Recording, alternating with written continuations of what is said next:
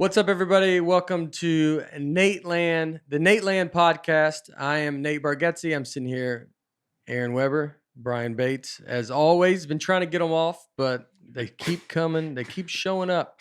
We're gonna start this. These episodes this week are brought to you by Helix. Big shout out today to Helix Sleep.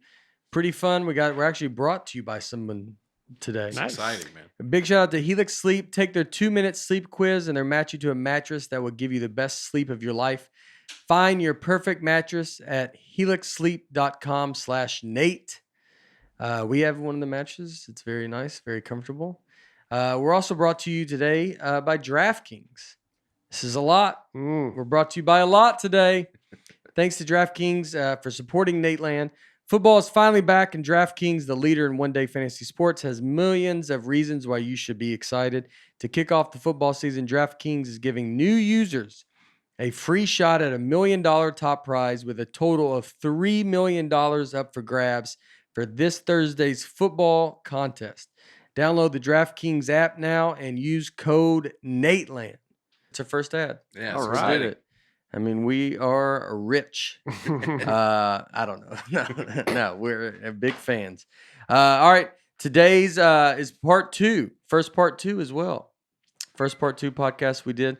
And so that's pretty fun. It's exciting. Yeah. And it's moving along. So we're going to start off as usual with some of the comments from you guys. See how mean you guys have been. Nice. All of it. All above. First up, Randall Grisham. At the beginning of every episode, Nate says they are still trying to figure out the podcast. I'm not sure what there is to figure out. This is already one of my favorite podcasts. It feels like you're sitting in the room having a conversation with these 3 guys. Keep doing what you're doing. That's nice. Yeah, that's very nice. So we know what we're doing.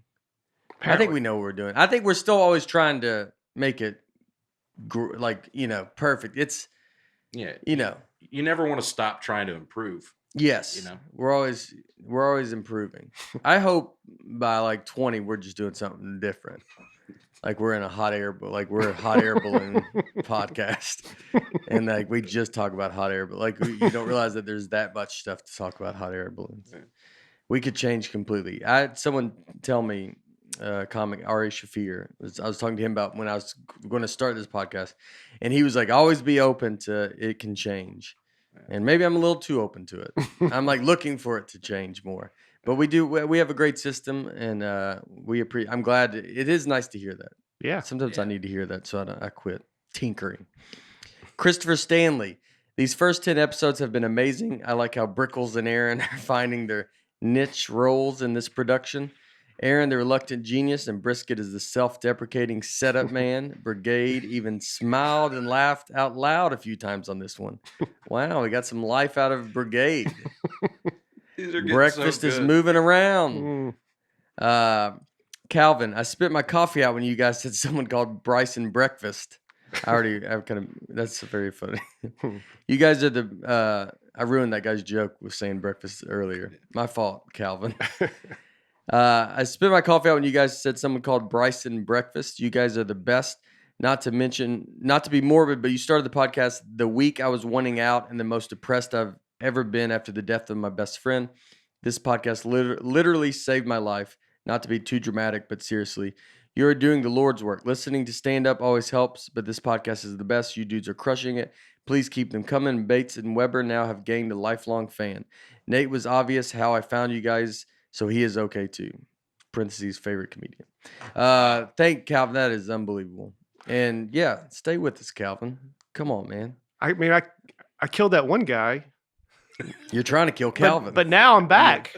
Oh. We're back to even. Oh, now you saved a life. Yeah. Yeah. I don't mention that in my trial. That's nice, Calvin. We love you, buddy. Yeah, that's comedy is great for that kind of stuff, and it is not take your life as serious. It kind of helps you do it. I mean, I know everybody has, it's tough, man. You lose your best friend, and that's it's something no one can even really. Probably hard to talk to you about. No one can relate to that. Mm-hmm. But I'm glad that you're listening to this, and Calvin, you're the best, buddy. We love you. So thank you. He's got, he's big fans. You got to, It's a lot of pressure now. from y'all too. Yeah. You got lifelong fans. Nelson Bernard, ironic that the comedy episode was the least funny so far. Now we're back to Because normal. we take comedy serious, Nelson. Yeah, I don't know. You know what? I thought the comments were very funny last week. Yeah. We opened up Yeah. super funny, and then it was, and then we talked about comedy. Yeah, look, we look at everything to be funny or interesting. That's how I almost look at stand up like that. When you're doing stand up, it needs to be either unbelievably funny or you need to be saying something that's keeping people's attention. And so that's what I think this needs to be. It's either funny or interesting. Ironically, I think his name's Nilsson. Yeah, which was the biggest laugh we've ever got, and it's historic. Colin Lippert.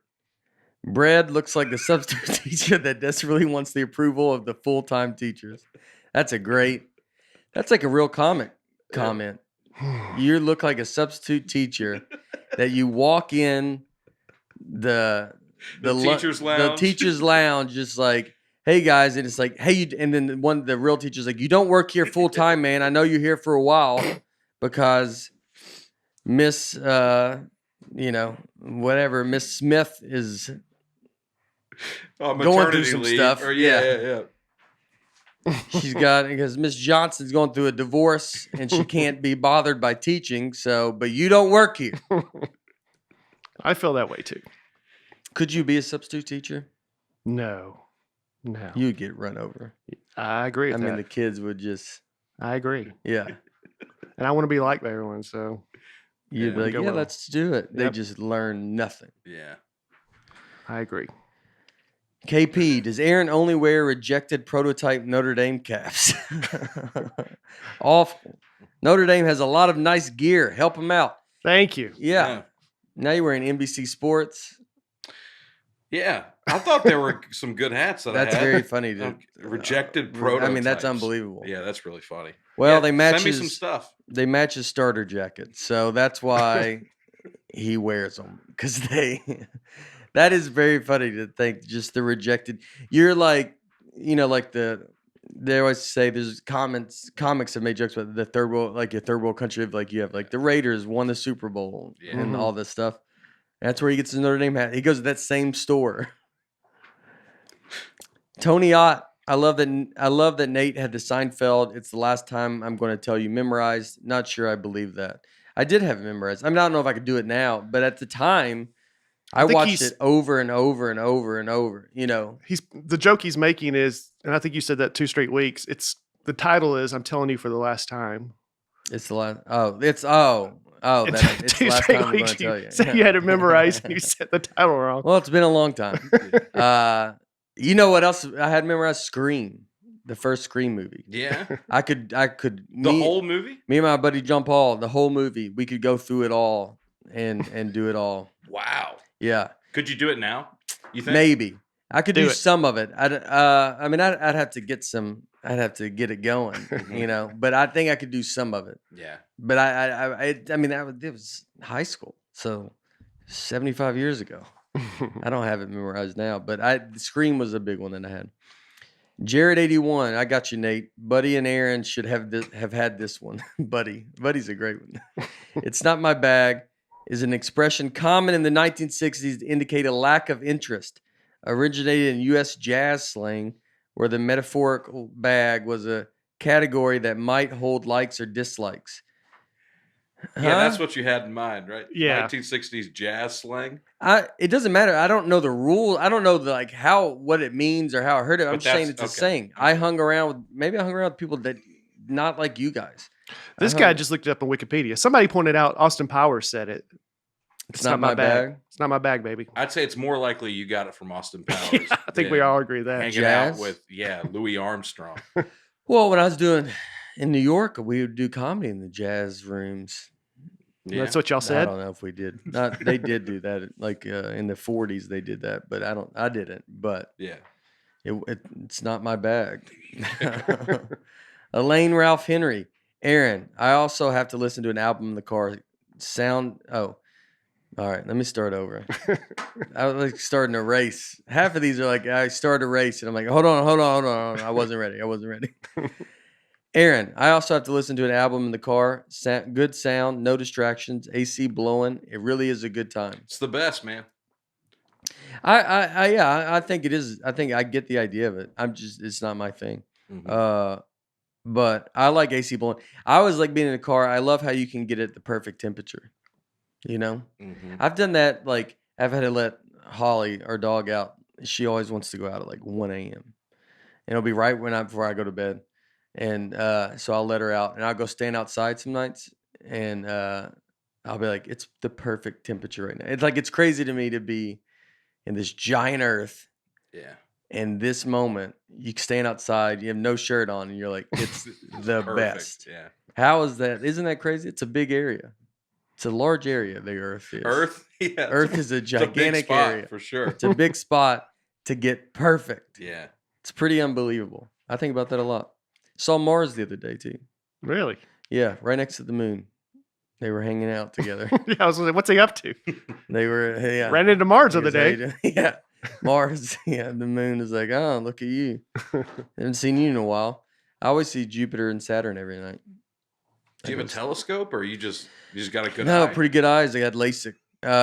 He sees stars, and he just people No, tell I him looked. that. I did the Sky Guide. Oh, on that the app phone, where you on can- the app that's that pretty you cool. can, yeah, that you can look at it and see. And so I was able to. You can like go and do. It shows you a lot of stuff. There's a lot of going on up there. Yeah. But I would see two, bright lights, and they were just always in the same spot. And so I thought, I bet they're planets. And then they started moving. And You're like, turns out- oh, well, that's just a U.S. It was in Airways. there. I saw they were blinking, and I was like, it's getting lower. And I thought maybe Jupiter's falling. Is that a movie? Yeah. Yes. Is it Yes. Jupiter's falling? Yeah. No, not Jupiter. Isn't it? It's I something. wanna say, Sky yeah. is falling. No, it's a planet. It's like Neptune or Jupiter. I don't think so. Yes. Let me look here. Jupiter's falling. Jupiter has fallen. Jupiter has fallen. It's something else has fallen. I don't think so. You talking about the movie with Channing Tatum? He saves the world. Yeah. Jupiter ascending. Oh, it's ascending. It's not falling. It's That is ascending. the opposite of falling. Ascending means it's rising. that's what I'm saying. What is the has fallen movie? The sky has fallen. No, it's something else. Well, that might be true, but there's something else that's fallen. What is it? Olympus has fallen. Olympus So has not fallen. a planet at all. It sounds like a moon, maybe, of Jupiter. Maybe that's where I got confused. Yeah. I don't know. These poor guys have to sit through us every week, just like, God, I just want to tell him. He They finally knew was like, right away. He's was finally like, Olympus I gotta has say fallen. it. I Yeah. just gotta say it. Jep. Jeppe. How would you say that? I'd say Jep. You just hit it really hard. It made me laugh. Jep. I like the name Jep. I'd like to have a friend named Jep. I think that's very. Just because you like saying it? I think Jep is a perfect friend name. Mm-hmm. I think Jep is someone who like his buddies. A lot of them have their wives are tired of being. Where are you going tonight? Me and Jep are going out to play some pool. And then she's like, oh, God. Yeah. Jep is not married. Jep is your friend that never got married. Right. And he hangs out at pool holes. Yeah. Jep. Nate's pronunciation of Nielsen is actually way closer to being accurate than the other way. We don't say Nielsen in Denmark, where the name is from. So, he's from Denmark. Jep's from Denmark. So it's probably Jeppe. Jeppe. Jeppe. Probably something like that. It should be just Jep. That's how he should do it. It's just Jep. We got through these comments super quick. No, there's more on the back. Oh, there is. Oh, I was like, golly, we're just flying through these. Oh, my wife's printing them on one piece of paper for the environment, saving the earth. Yep. One paper at a time. This is how the earth gets saved, dude. That's right. This is so you can look your grandkids in the face Mm-hmm. when they're born and go, see what we did? As they go, what is that? It's paper. And they're like, we don't even use that anymore. You think they're using paper? Well, how, Grandkids? like my daughter's- grandkids or Your daughters' grandchildren. Kids? No. You think they're writing cursive, anything? I think they're probably learning. I don't know. They don't even learn cursive now, do they? I don't think I they don't learn know. cursive anymore, but everything will be digital. They won't even have paper money. Then Yeah. you just be. Yeah. I don't like that. You I like feel- having the money? I always have cash. I like having cash. Mm-hmm. I don't. It's like you want to see something when it's all just on a computer. It's like that scares me to be. If you wake up, it says 0, Yeah. and you can go like there's not like you could go. There's actual stuff in that safe that's mine. Like it's just going. Well, it says 0 on this screen, Mm-hmm. and then you got to be like, well, something's wrong. You'd like to just have gold bars with all your money? You know, you see those commercials, and why are they getting to be commercials if they're not true? They have to be true. It's always the older celebrities that are buying the gold, but it's always like a guy that was in MASH. That's right. And Alan Alda. Yeah, and he's like, the I spokesperson. bought a bunch of gold. Yeah. And you're like, oh, did you? Like, that's his. So Fred Thompson telling Like, you who's going to be, who's going to be, that's, because I think they're going after the people that like those people. Like, so who would be, if Seinfeld, if Kevin James, when I'm 80 is going, I bought gold, I'm be like, oh, I'll buy gold too. Like, I loved Kevin James. Right. Like, that's who they're going after. He's not going after a new person. Uh-huh. You're going after the people that like those people to buy gold. That's right. All right. Alex Tobin. Broomsticks. Broomstick. They're not even trying to be names anymore. I love it. Broomstick looks like he thought hanging with Nate would be more fun. Broomstick that's always true. looks like that. I admit that. He thinks it's going to be a good time. When you sign up for the Nate train, it's not always fun. It's a bumpy ride. Some of the railroad tracks are broke. What Is that how they say What it? about T-Bone? T-Bone. I look like a T-Bone guy, You right? look like a T-Bone guy. I want to go by, what is it called? Coco. Coco the monkey. Coco the monkey. It's a Seinfeld reference. Oh, okay. If you were a Seinfeld fan, Aaron. I got to James, study up, dude. yeah, you don't watch Seinfeld? You wear the hat. They No. were on NBC. They were on NBC Sports. Apparently, you're a fan. I know, but your father worked for NBC. So what do you? I know I'm a fan, but not to y'all's level. I need to get there Yeah. just to hang in these conversations. So we don't have any West Wing comments. Yeah, I was gonna say, dude, if you want to start, they were on NBC too. You want to start talking West Wing? I looked at West Wing because I never watched it. And it's on. What's it on? It's on Netflix. It's on Netflix. Yeah. So I thought about. I was like, oh, maybe I'll go through West Wing to try to but it just seems. I mean, it's a lot. It is a lot, and I almost don't want you to watch it because I don't think you'd like it, and you just trash it relentlessly. And then you gotta, And then I would feel worse about it. It's yeah. too smart. Yeah. Is that what you're saying? Would you then possibly not like it? Because I'll poke holes as you're driving down Interstate 65, and you're watching The West Wing. You're watching the West Wing. Well, I would be a lot less vocal about liking it. I'll tell you that much. Yeah. James Lackey. Nate started a story about Seinfeld bumping Gaffigan. Can you finish it? We cannot, James. I'm sorry. That was the story. It is what it is. Seinfeld, when he bumped Gaffigan, I was at Gotham Comedy Club, and Gaffigan came in. So Gaffigan obviously gets to go up whenever he wants. He's at that level, and that's the level you're always striving for. So he was going to come in, and they said, yes, you can go up, but could you do 10 minutes because Seinfeld's coming down? And so Gaffigan did 10 minutes and then got off stage, and Seinfeld and I saw them. They were like, he was like, hey, Jim. He was like, hey, Jerry, how you doing? And then Jerry went on, and that was it. And then I think Gaffigan went to do another show. But yeah, that was the moment that you were always so worried about when I was like kind of running these rooms, was when two big guys come in.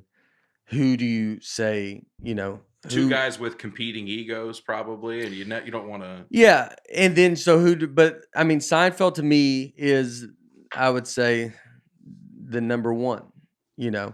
I mean,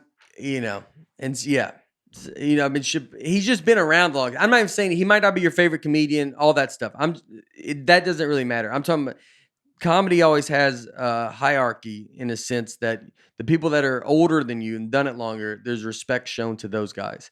And that's what I like. And so I would think Seinfeld's now that Cosby's out, you got Seinfeld's the guy. Seinfeld's the oldest. Leno too. Mm-hmm. Seinfeld probably let Leno go, like let Leno decide what he wants to do. But they've kind of started around the same, so maybe they could see. I mean, I think like an Eddie Murphy, unless it's like something Steve Martin, if something unusual comes in, the fact that they're not doing stand up, if they pop in, everybody's got to kind of be like, you guys are back, and those were the two biggest comics in the world. Yeah. So then you let them go, but it's an interesting. Like you imagine if you're listening to this, if you're running a comedy club and just pick two people, who do you think, Kevin Hart and Dave Chappelle walk in at the same time? Who are you going to put up first? Who gets to go? Who gets to decide it? But it's up to them. Right. That's what you do. You just hold up to them. Versus if Dave Chappelle and, trying to think, if Chappelle and, Patton Oswalt walk in together, it's like, well, I think Chappelle gets to go. He gets to go first. He gets to do whatever he wants to go do. Yeah. And maybe he's nice enough to, First name, last name. When you watch this podcast, turn on the subtitles. It's always funny to see what closed captioning thinks Nate is saying. I bet that is good. I bet they have a hard time. I always think when they're doing it live, when you watch a live show and it's closed, someone's listening and just like typing stuff out. That's got to be, tough. Yeah. That's like in the jury. What do they do? They do it Yeah. that way, or just I figure some computer that just somehow. Maybe it for is. TV broadcast, there's probably somebody there transcribing it, but for like YouTube closed captioning, it's all automatic, obviously. But I always think about those stenographers that in like a courtroom. Yeah. Have you seen what those keyboards look like? They're not traditional keyboards. Yeah. They're like keys.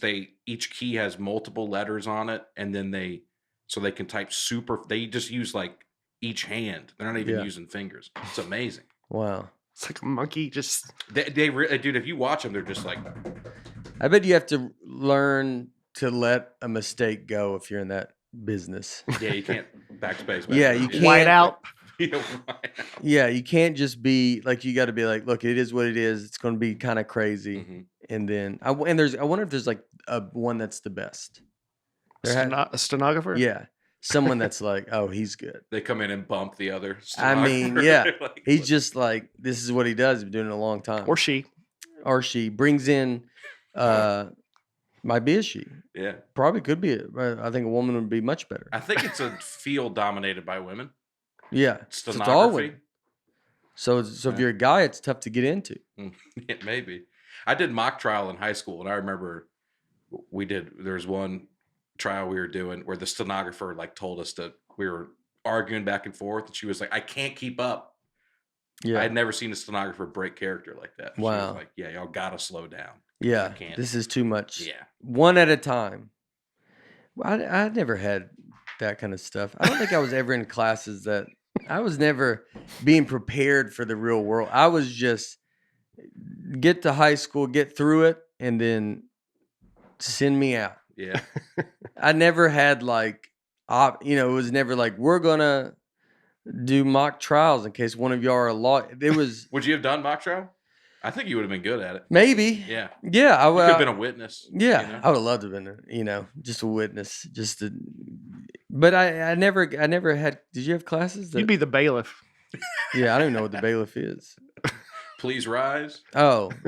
Yeah. You could do that. I like to, because you feel you're kind of you're protecting of the judge. That's right. The bailiff's the one that walks over to you and goes, you need to quiet down, back. Yeah. I could be the bailiff. We did one play and I had one line. What was it? Do you remember the line? Is it from Scream? Yeah. Yeah. No, it was like, I don't even remember now. I remember I worked at these pretzels are making me thirsty. Yeah.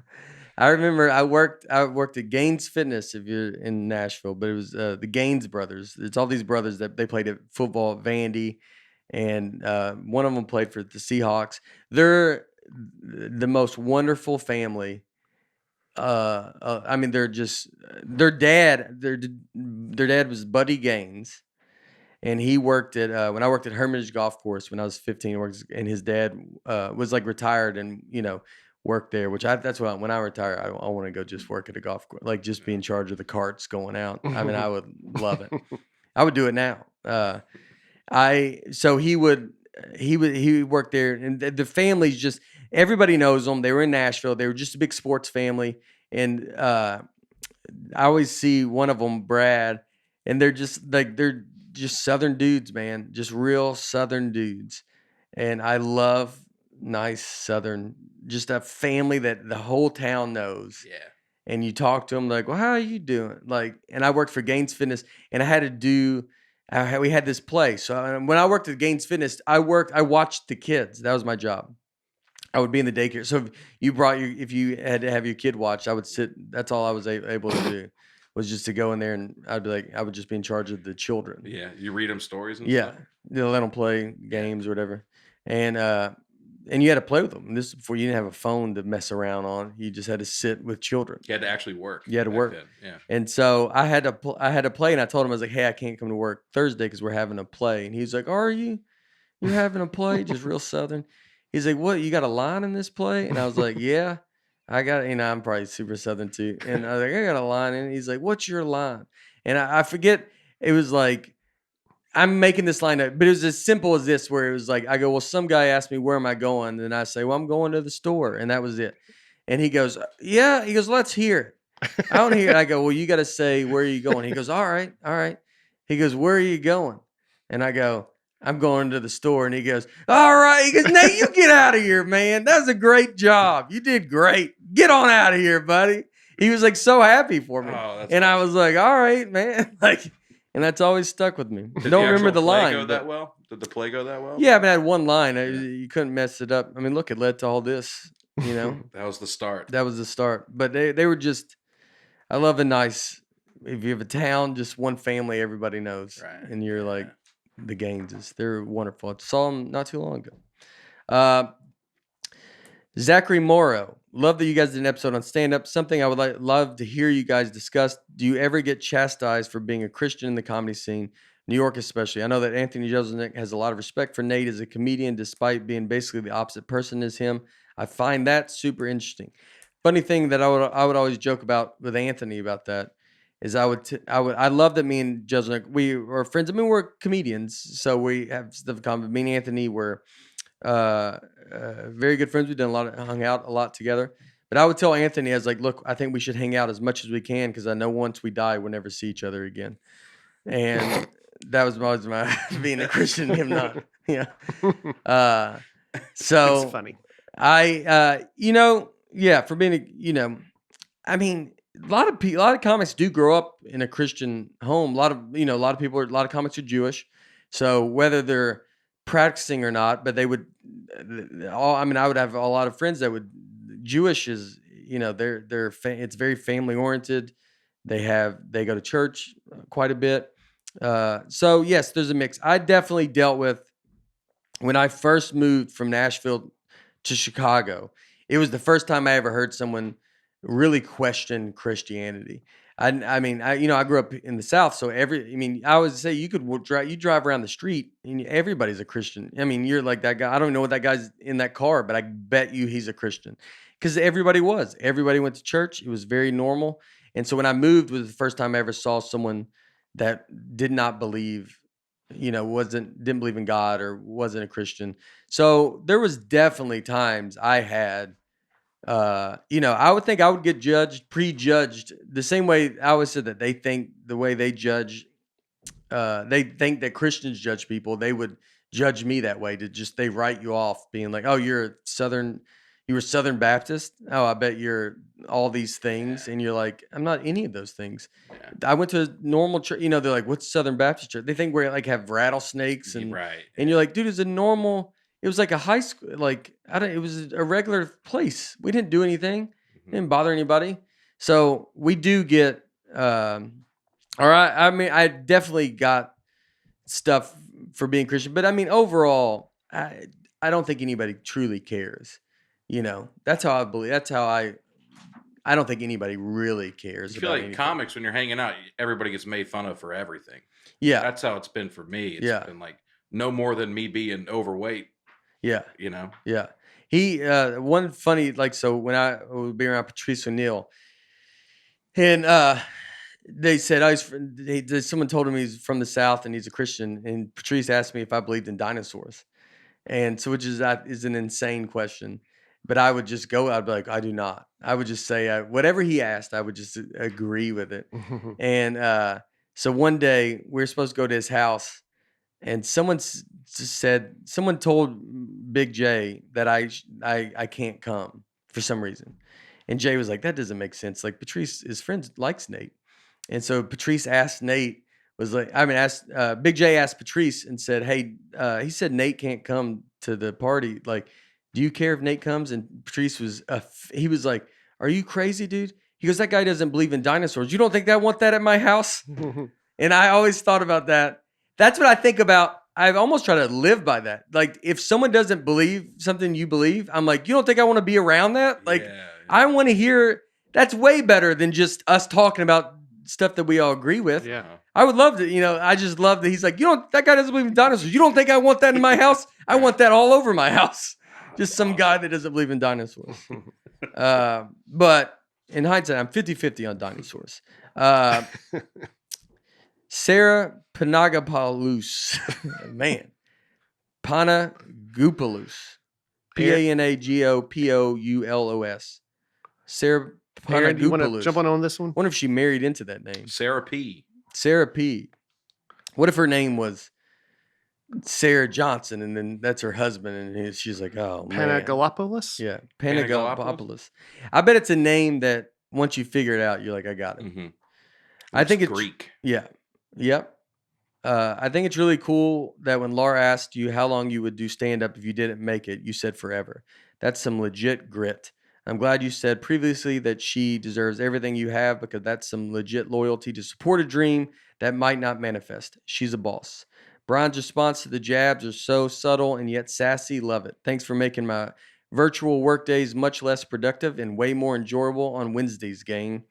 Well, that's a wonderful comment. Yeah. Thank you for calling me Brian. Yeah. I appreciate that. She respects you. Thank you, sir. Unlike most people. Yes. Laura's been the ride or die, there from the beginning. She didn't know what she signed up for, but now she has $1,000. And that's something that she can buy whatever hat she wants to. No, she doesn't ever want to. Like, she's tough to buy presents for, because she's not into, I could buy her tools and she would love it. Yeah. I could honestly go buy her anything you think you would buy your dad, I could buy my wife. When I have to buy my wife presents, I look up what to buy for Father's Day, and then I go buy her something, because that's what she wants. Ties. I mean, ties. Yeah. Socks. Madison Hill. Last year, our fantasy football punishment was the loser had to do a 5-minute stand-up bit at an open mic night at a local comedy club. As y'all were sharing all that goes into stand-up, I now realize even more why he bombed. It was both amazing and painful to watch. What y'all do is so hard. Thanks for this podcast. It got me through a long Wednesday at work. Wednesdays apparently not big in the work life. Yeah, you see that a lot where guys go, but that's where open mics are for. You can go try it, and that's where, I wish more people would try it just to see. People don't realize that when you get up there, how it gets real. And then how quick you can say something that you think could time out to 10 minutes could be 2. And it's unbelievable how fast that time goes. Yeah, dude. Especially when you get no laughs. And that's how it gets to 2 minutes. So I think everybody, go try it. That's a popular thing, though. I think we've both experienced that open mics. I hate that, to be honest with you. Yeah. It used to. When they do it. I used to run a show right next to Vanderbilt. Yeah. And I think a few times it was somebody lost their fantasy football and they had to come to a spot. And it's like this thing that I've devoted my life to. And I'm like, this is my passion. And then it's somebody's punishment, and then they show up and do it and then leave. But doesn't that make you, that's why you want to be good at it. Because then you separate yourself from that to go, I am better than this. And that's too, as you look at open mics, I would look at that as an open mic going, oh, I don't want to be in this. Why I don't want to be in this room anymore, where this stuff can happen. Yeah. Those guys are not getting on a regular show. Oh, sure. So then it's motivation that you go, well, I don't want to deal with this. But, and I also would be like, if that happens, that guy's probably bringing a bunch of people. So then you get a real audience. Right. And so that's where we as comedians can take advantage of that, because then we're like, oh, he's got 15 guys coming. I mean, that's, all the shows you would do where the guy that brings the most people, you're like, well, you got to go last because we can't have your people leave. Mm-hmm. We need a real audience, and then everybody's throwing people in front of that. That's what, even if you have that, something like that, where the loser gets to do a 5-minute stand bit, the nicest thing you could do for those comics is to go, hey, we did this bet, we're doing 5 minutes, but we're bringing a bunch of people and we will go last. And then that way you guys can watch you can perform in front of a real crowd. That would be, you would be, with open arms. Or it's okay as long as you stick around. Yeah. They want you to stick around. Yeah. Yeah. Or but once they do it, the guy wants to go talk to his buddies Right. about it. I mean, you can't, I understand that. You're not going to want to just be like, go sit quietly. Yeah. But if the crowd's terrible, if they're annoying, then we'll put that guy up early. Yes. Well, that's how you'll be able to tell. If you're like, oh, we said last and now we're going, that's because your crowd is drunk and yelling. Yeah. Berlingo saw Nate first time live 7/15/2017, headlining at the Tacoma Comedy Club, Tacoma. Headlining at the Tacoma Comedy Club, Tacoma, Washington. I knew that one. I don't know what happened. Would love to know if the Dead Horse and getting lapped at Mount Rainier by the elderly and people with baby stories were new. Like, did you develop them that trip? Loving Nateland. That was the weekend it happened. So he's the exact date. With Brian, right? With Brian. Yeah. July 15th, 2017. We went to Mount Rainier, right? We drove out, and then we saw the Dead Horse. When we've talked about it, you get asked a lot about this. Mm-hmm. Do you want to tell it? Because you get asked a ton about that joke. Yeah. Because they don't ever ask me a ton, but they ask you. Because I would always say you were with me. Yeah. So I was driving. We had a rental car. I was driving.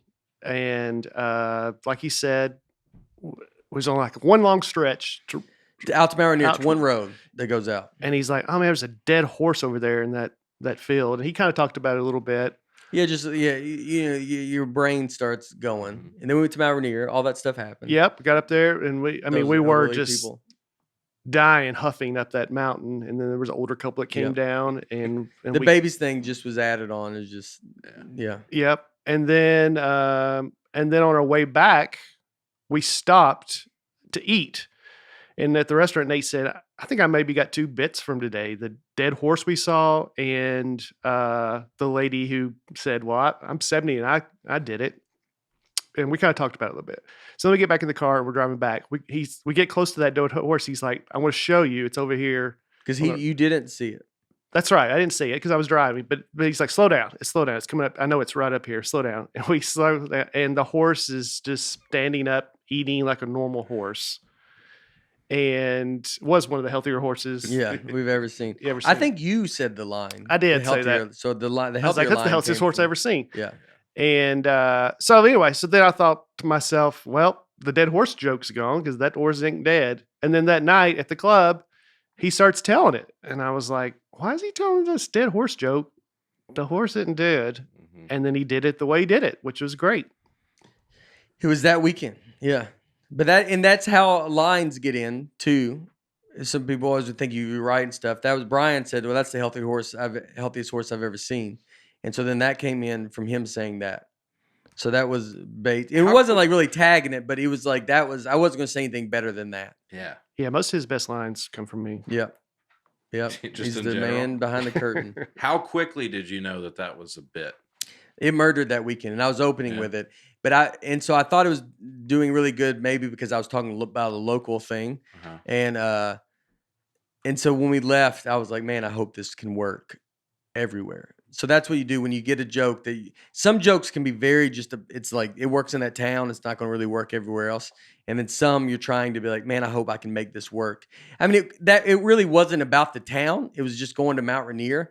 So everybody knows Mount Rainier. Everybody, that was like a fun thing. But I think after that weekend, I did it like the next weekend too, and it was like starting to work. And then it was like, oh, okay. And then you start building. Maybe a little stuff gets added to it, and it gets longer than it was. But I mean, it was doing so good. Were you opening with it?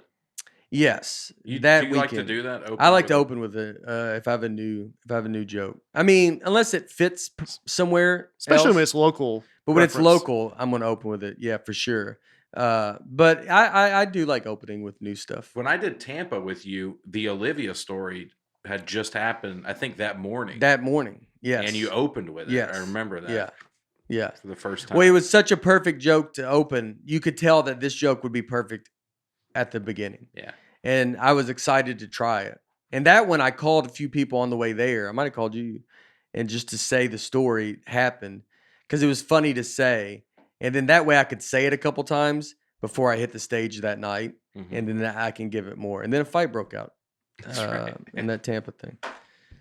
In the back, big fight. Just, the guys started going at it. Mm-hmm. I was like 25 minutes into my set. Nate brings that out of people, his comedy. We get you riled up. People don't care for it because this guy's not good. He goes, I agree with you. And then they fight about how not good it is. JT, great show as always, Nate. My favorite part was when Aaron and Bread Pan shared their comedy stories during the last 45 seconds of the show. Keep up the unbelievable work, guys. Yes, you guys knocked it out. We're going to let y'all tell some more of your stories this time. It was, but y'all got it in last 45 seconds. Yeah. Sneak it in. Bread Pan Bread is so funny. Cameron Mork, I've commented before, but I want to make sure you hear it. Do not do too much material on here. You want to take it on stage. It stinks going to see a comedian. You already know his entire act because of podcasting. Cameron, that is something that I think about a lot. That's something that I think doing a podcast helps you be funny, and I'm hoping to get some material probably out of this. But I am very aware of that, and I would try not to do that. If I felt like something was going to happen, maybe you see the beginning of it, and I'm like, oh, that could be something, and maybe it goes. Obviously, I don't know. But that's why even this format is, I don't think I'm going to get a ton, maybe I get some stuff, some add-on stuff, but the way we're doing this and talking about specific things, I don't know.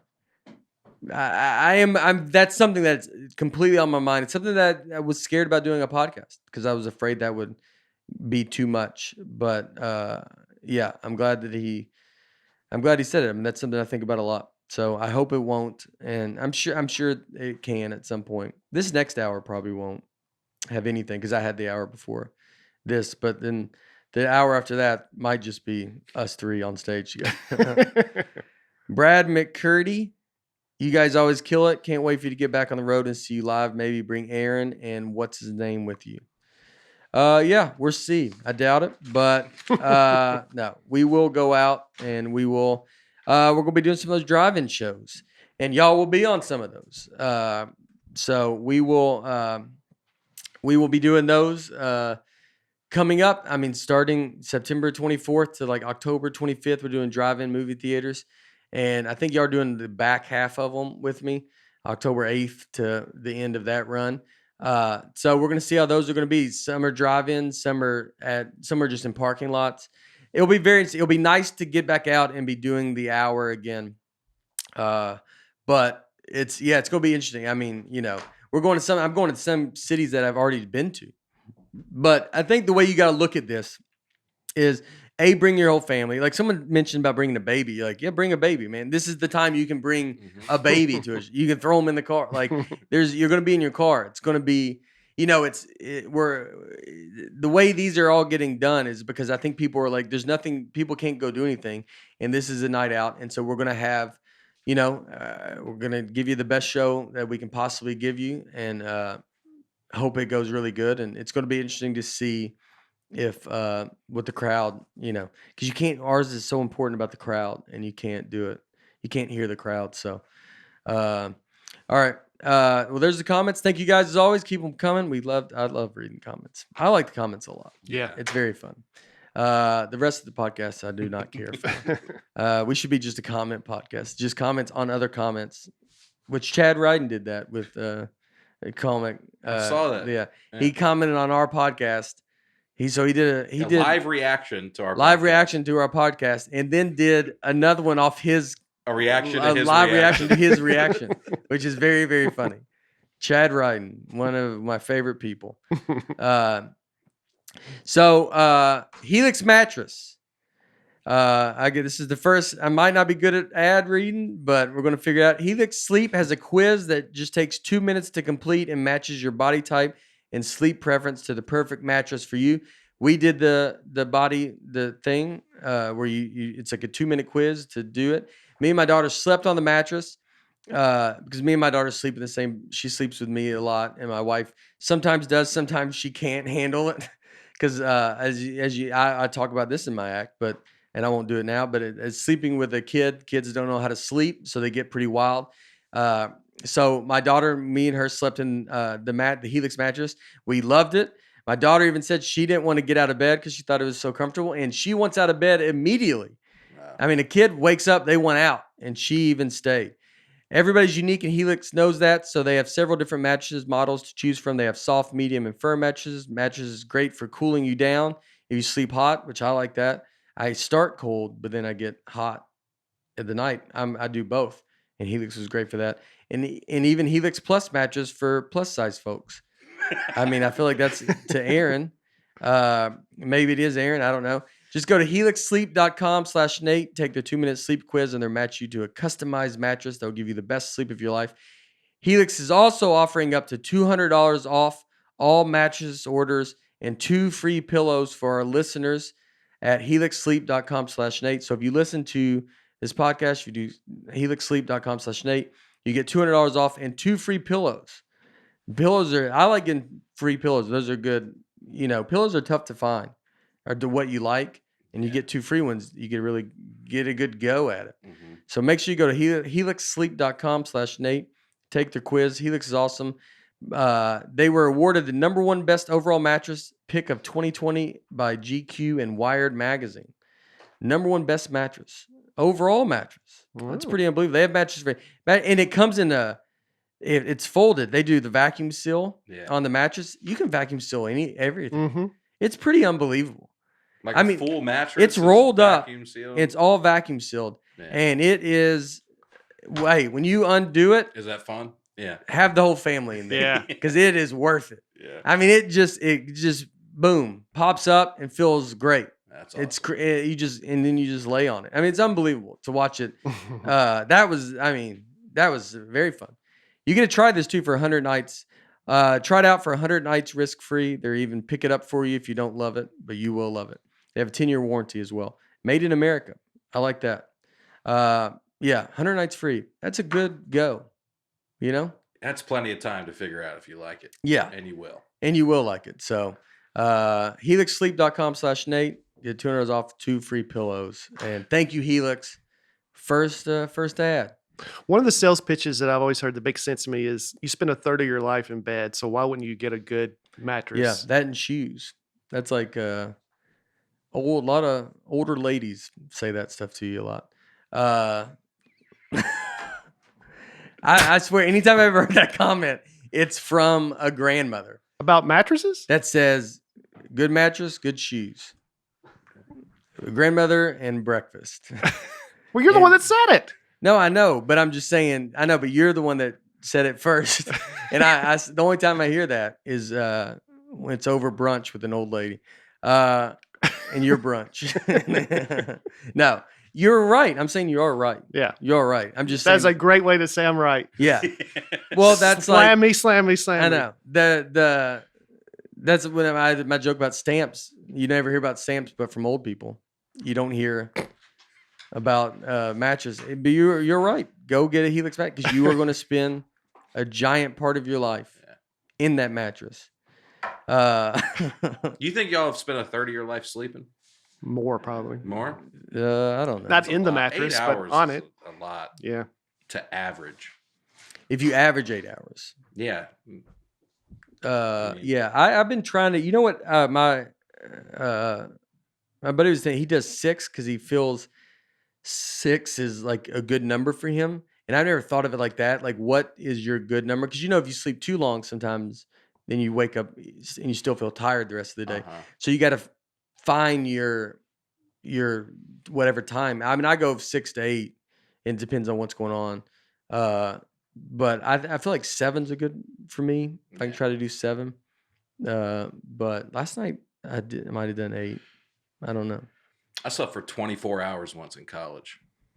I've never done that since. Yeah. What was going on in your life? Yeah. I was like it was like finals week, and I was pulling all-nighters.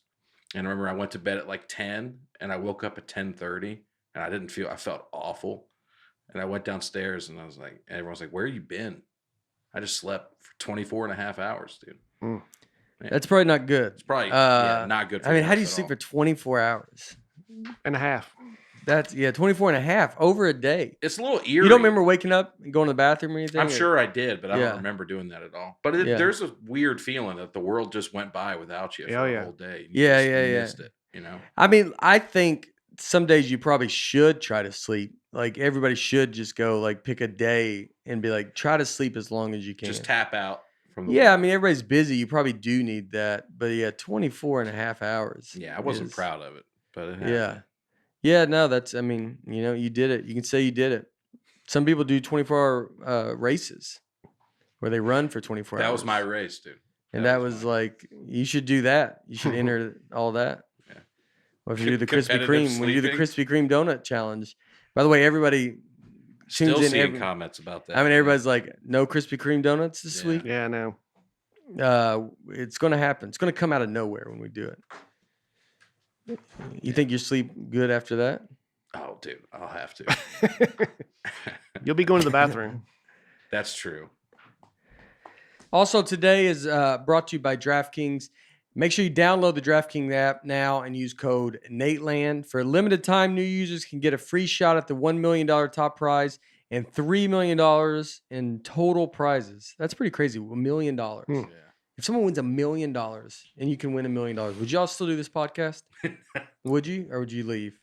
I don't do it for the money. You don't do it for the money, No. Aaron. I feel like you would leave because It's you a get $1 little million bit. on DraftKings, and you would probably walk right out. Yeah. You'd leave right now. Yeah. I mean, the xylophone in his pants idea. Yeah. Don't miss the extra special week on one bonus. Enter code Nateland to get a free shot at the $1 million top prize with your first deposit. That's code Nateland only at DraftKings. Make it rain. DraftKings app now. Go download the DraftKings app now. I messed up their app. Download, but you download the DraftKings app. That's what it is. You're going to download. You've done DraftKings. I have done DraftKings. It's pretty great. Yeah. If you like fantasy football, And it's fun. like week by week, and it's Yep. not, you're not just committed to this whole kind of thing. You can Yeah. kind of jump and go. Yeah, if you screw up, you get. Yeah, what's the most money you won on there? I don't put much on there, but No, here. How about $1? Do you put a dime? it's more than that. I have someone that would always put like a dime. On games? Yeah, like he would always just be this was a long time A ago. literal dime. I mean, just nothing. Yeah, Mhm. change and just be mixing it. Like he didn't really care about the money, like almost like the competition of it. That's kind of. I mean, I do a few dollars and Or what's the most you've won though? $12. Whoa! I don't know. It's If something you enter small code like that. Nateland, you get a free shot at $1 million. Oh, you think wow. you're going to go do that? I we're all am gonna now. do this right now. Yeah. That's all. Go do it. It's code Nateland only at DraftKings. Download the DraftKings app now. DraftKings is fun. It's good. Yeah. If you're into sports, Yeah. you're into sports. Yeah. You got the hat. I've used DraftKings. Yeah. Oh, you do? How much money have you won? I put $20 in and I doubled Ooh. it. Ooh, Oh. big Point. spender here. And Yeah. well, New and I money. made more than $12. Yeah. And it's a lot of fun, dude. It made me interested in games where I didn't care yeah, because I yeah. had players Yeah. in it, you know. Yeah. Yeah, it's fun. It's watching when you watch the Red Zone channel. It's like you're watching Exactly. all these games and stuff like that. Yeah. And that's the best part of it is Yep. you keep an eye. That's why fantasy always did that. You keep an eye on, you get these other teams that you don't care about. And then that's what DraftKings does. So download the DraftKings app now and use code Nateland you get a shot at $1 million and $3 million in total prizes. That's an insane amount of money. All right, DraftKings.com, Nateland. All right, so this week we're not playing a clip because this is part 2. We played the quick last week with all the kids. A lot of people loved the little sketch video we shot with all the neighborhood kids. And Sorry about the audio. Oh yeah, the audio did not work if you were listening. If you're listening on just the audio, if for some reason it didn't play, I and we got know that blamed. I got blamed for that. yeah, it's look, it's not Brian's fault. It's It probably was. no, we're figuring out why. I don't know why I messed up. I don't think I asked, but we are aware of it. And we know it did. And so if you want to see the video, you can go to my social media or Nateland, and that we posted the whole video up there, so you can see what we were talking about and what we did. But a lot of fun comments about that, which was good because it's a bunch of kids acting in that, and they did really good. Yeah. And they enjoyed it, and we were we had nothing to do during this COVID time, so we made some videos. So all right, well here's part 2. We're gonna get into stand-up comedy. All right. See how many of these questions we get to. A lot of people submitted questions this week. Sorry I couldn't get to everybody, but kind of did combine questions here. First one's from Hazard. He, or I guess it could be a she, ask, what do y'all suggest comics who still haven't reached the quitting your day job phase do to further their careers in comedy during this pandemic? What do y'all suggest comics who still haven't reached the quitting your day job phase? I mean, look, this pandemic, I wish I could, Well, this the pandemic aside. What would you say? Oh, I was gonna say, I don't know. You did comedy during the Spanish flu, Brian. What did you guys? What kind of shows did you guys do back then? Well, the pandemic's what makes it unique. I mean, that's as far as if there's no pandemic. I mean, you got to just keep going, and you know when to quit. I mean, you know when you can quit. I remember Ben Bailey, who hosts Cash Cab. And I remember Ben was, because he was one of the guys that didn't quit his day job until he had to. And so he lived by that motto and the fact that other comics want to quit. I mean, quitting your day job is a prideful thing when you're like, I'm making enough money that I can quit my job. But some comics lived by they didn't want to quit the job. They were like, well, I'm going to keep it until I can't. Because why would you not just keep making the money and you can save up more money? And I think it can go either way. I mean, some guys I think quit. Some guys hang on too long, and I don't think they jump in enough. But if you can do your day job and then be doing shows every night, and no one even knows you have a day job, that's how you got to do your day job. You got to do it to where nobody knows you even have it. You can't be affecting your life. I would see people, new comics, I would be like, when can you go on stage? And they would like wait tables at night, and they're like, well, I can't go up, Tuesdays and Wednesdays because I got to work. And you're like, that's got to stop. You got to quit that job and find a job during the day that you can go up every night. If you're trying to make it, if you want to make it, because as always, you're not owed this thing about being stand-up. That's a big, I think comics think they're owed something, and they think, well, I shouldn't have to work. Why do I have to work? Why do I have to, because no one cares that you're doing comedy. No one cares that I do comedy. So I have to constantly just try to do as good enough to make people want to watch it. Everybody does. It's not a regular job. You're trying to win the lottery. If you're lucky and you win the lottery, then you get to live in it's crazy. But that's what's fun about the risk of starting comedy. You might not ever pan out to anything. And then you might pan out to be Jerry Seinfeld. That's what's wonderful. Seinfeld wasn't promised that. He didn't enter a program that led him to, it's not a regular job. It's, like athletes. They're not, they're trying to make it. They give it all, hope it works out. If it does, then you live a unbelievable life. If it doesn't, then you go do whatever you got to do, go back to a regular life, But during the pandemic, I mean, it's like hard to keep writing stuff. I mean, sure you can, got to think outside the box and make videos and just do what further your career. It's like, don't try to just do this time to ask people for stuff to give you. Figure out a new thing, whether it's making videos or whatever you can do, but just take charge and be like, what can I do to build my career up or to build my people being aware of me?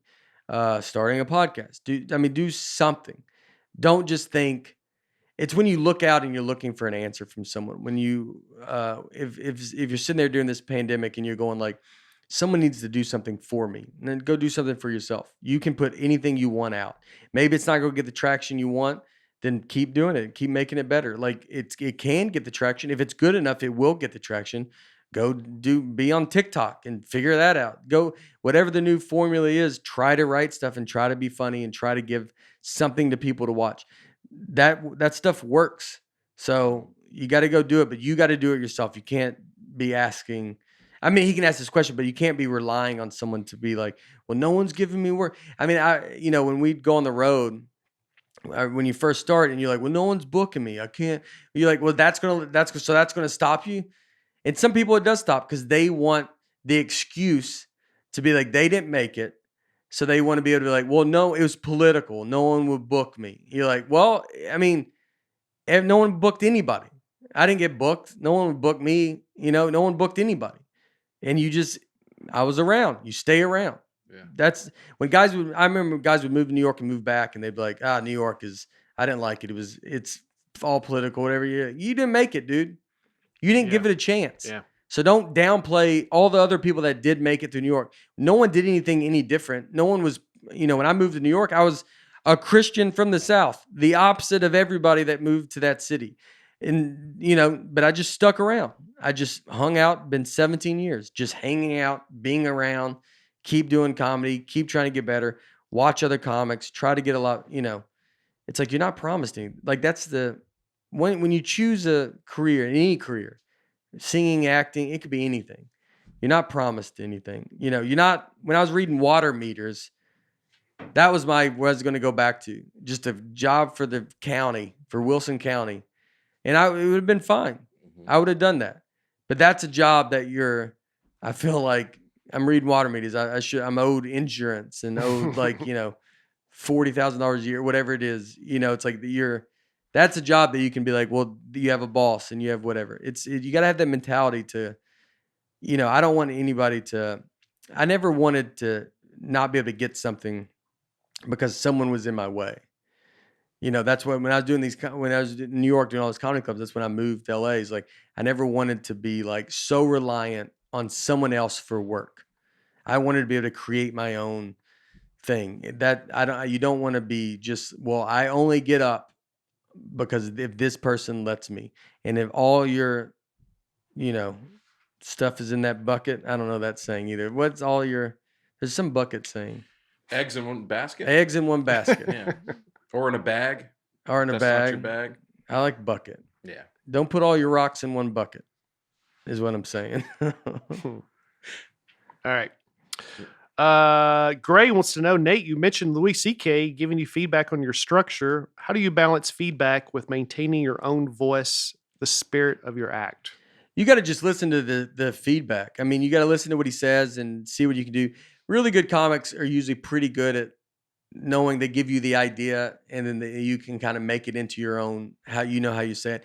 But you got to know when to be comfortable to say something. Like when you said, we talked about the horse earlier, when you say that's the healthiest horse and I can say that line, that's just one tiny line. That's what I can say. If I couldn't have taken his whole idea or whatever he had, but if it's like a line that I can fit in and it fits in the way that I talk and what I say. So you just got to know when to do it and you take it. I don't remember if I did what he said, do. Sometimes you're just like, if it doesn't click in your head, then you're not going to do it. Mm-hmm. So you just listen to what he said and you're like, and maybe you take it as a different angle. You don't have to take anybody's when they tell you something. I mean, I've given tags and, I in my head, I think, I guess this is a great tag. You should do it. And then sometimes they do, sometimes they don't. It's hard when someone else comes up with something and you're talking, especially when you're doing personal stories. It's hard to take that from someone. Mm-hmm. Now, if you got a joke, like if you're setting up something and I'm talking about just a regular joke that's not personal, then yeah, you can probably tag, like, Stephen Wright or Mitch Hedberg, like one-liner guys, they could probably take jokes. Larry the Cable Guy could probably you could take joke ideas because they're kind of rattling off jokes, and so they're not as personal. But when it's personal, I think it's harder to I don't know. Do y'all agree with that? For sure. Yeah. I don't personally like getting together, writing with other comics because you want it to be your voice, and if it's personal stories, it just doesn't work for me. Mm-hmm. Do you like writing with other comics? No, I've never really done it. Yeah. Yeah, I'd never liked it either. I know a lot of comics that do it, but I tried it and the idea of it, but it's if everybody can have a line in a joke, I don't think it's that personal of a joke. Yeah. If you can be like, oh, 15 guys wrote this, then I mean you're doing a monologue. I mean you should be a late night host. Also, when we get jokes, we were talking about this earlier downstairs, but if we ever get jokes from regular people, non-comics, we get that all the time. You should do this as a joke. What the problem with that is, I would say majority of the jokes, if you're a regular person, that you're going to come and tell a professional comic are going to be the jokes that the comic would have come up with in year one of comedy. They've usually been done. And that's always the hardest, because someone goes, that's really funny. You're like, it is. And it was done a lot in the 80s. Mm-hmm. And so now it's not. So that's always the hardest part, when you get like a regular person coming up and telling you a joke. Yeah. You know, you're like, yeah, it is, you know. And then it's hard to take their joke. I mean, look, maybe randomly they come up with some idea that you're like, oh, that is a good idea. I like that idea. I'm going to take it and do it my own way. But the idea is very good. I think comics would rather that. Like, don't tell me, here's the joke, but be like, have you ever looked in, you know, like if you tell them the idea, that would be better. Mm-hmm. Yeah. We don't need help with the joke, but. Yeah, and it's always something, at least the ones I get, it's always something they think is super original, and it's just not. But it's not their fault. They don't spend all day thinking about jokes, and all night hearing them, you know. So it's just their fault that they give it to you and think you can. And they think you're gonna. You ever? This is where you get told a joke. Someone tells you something, and then like in between shows, and then they're gonna watch you the next show, and you're like, do I have to do this tag because he's looking? Because you don't want to get off stage and he's like, dude, what happened? I gave you a dime. You didn't even, you know, not even gonna try like another comic. Yeah, other comic, regular person, doesn't matter.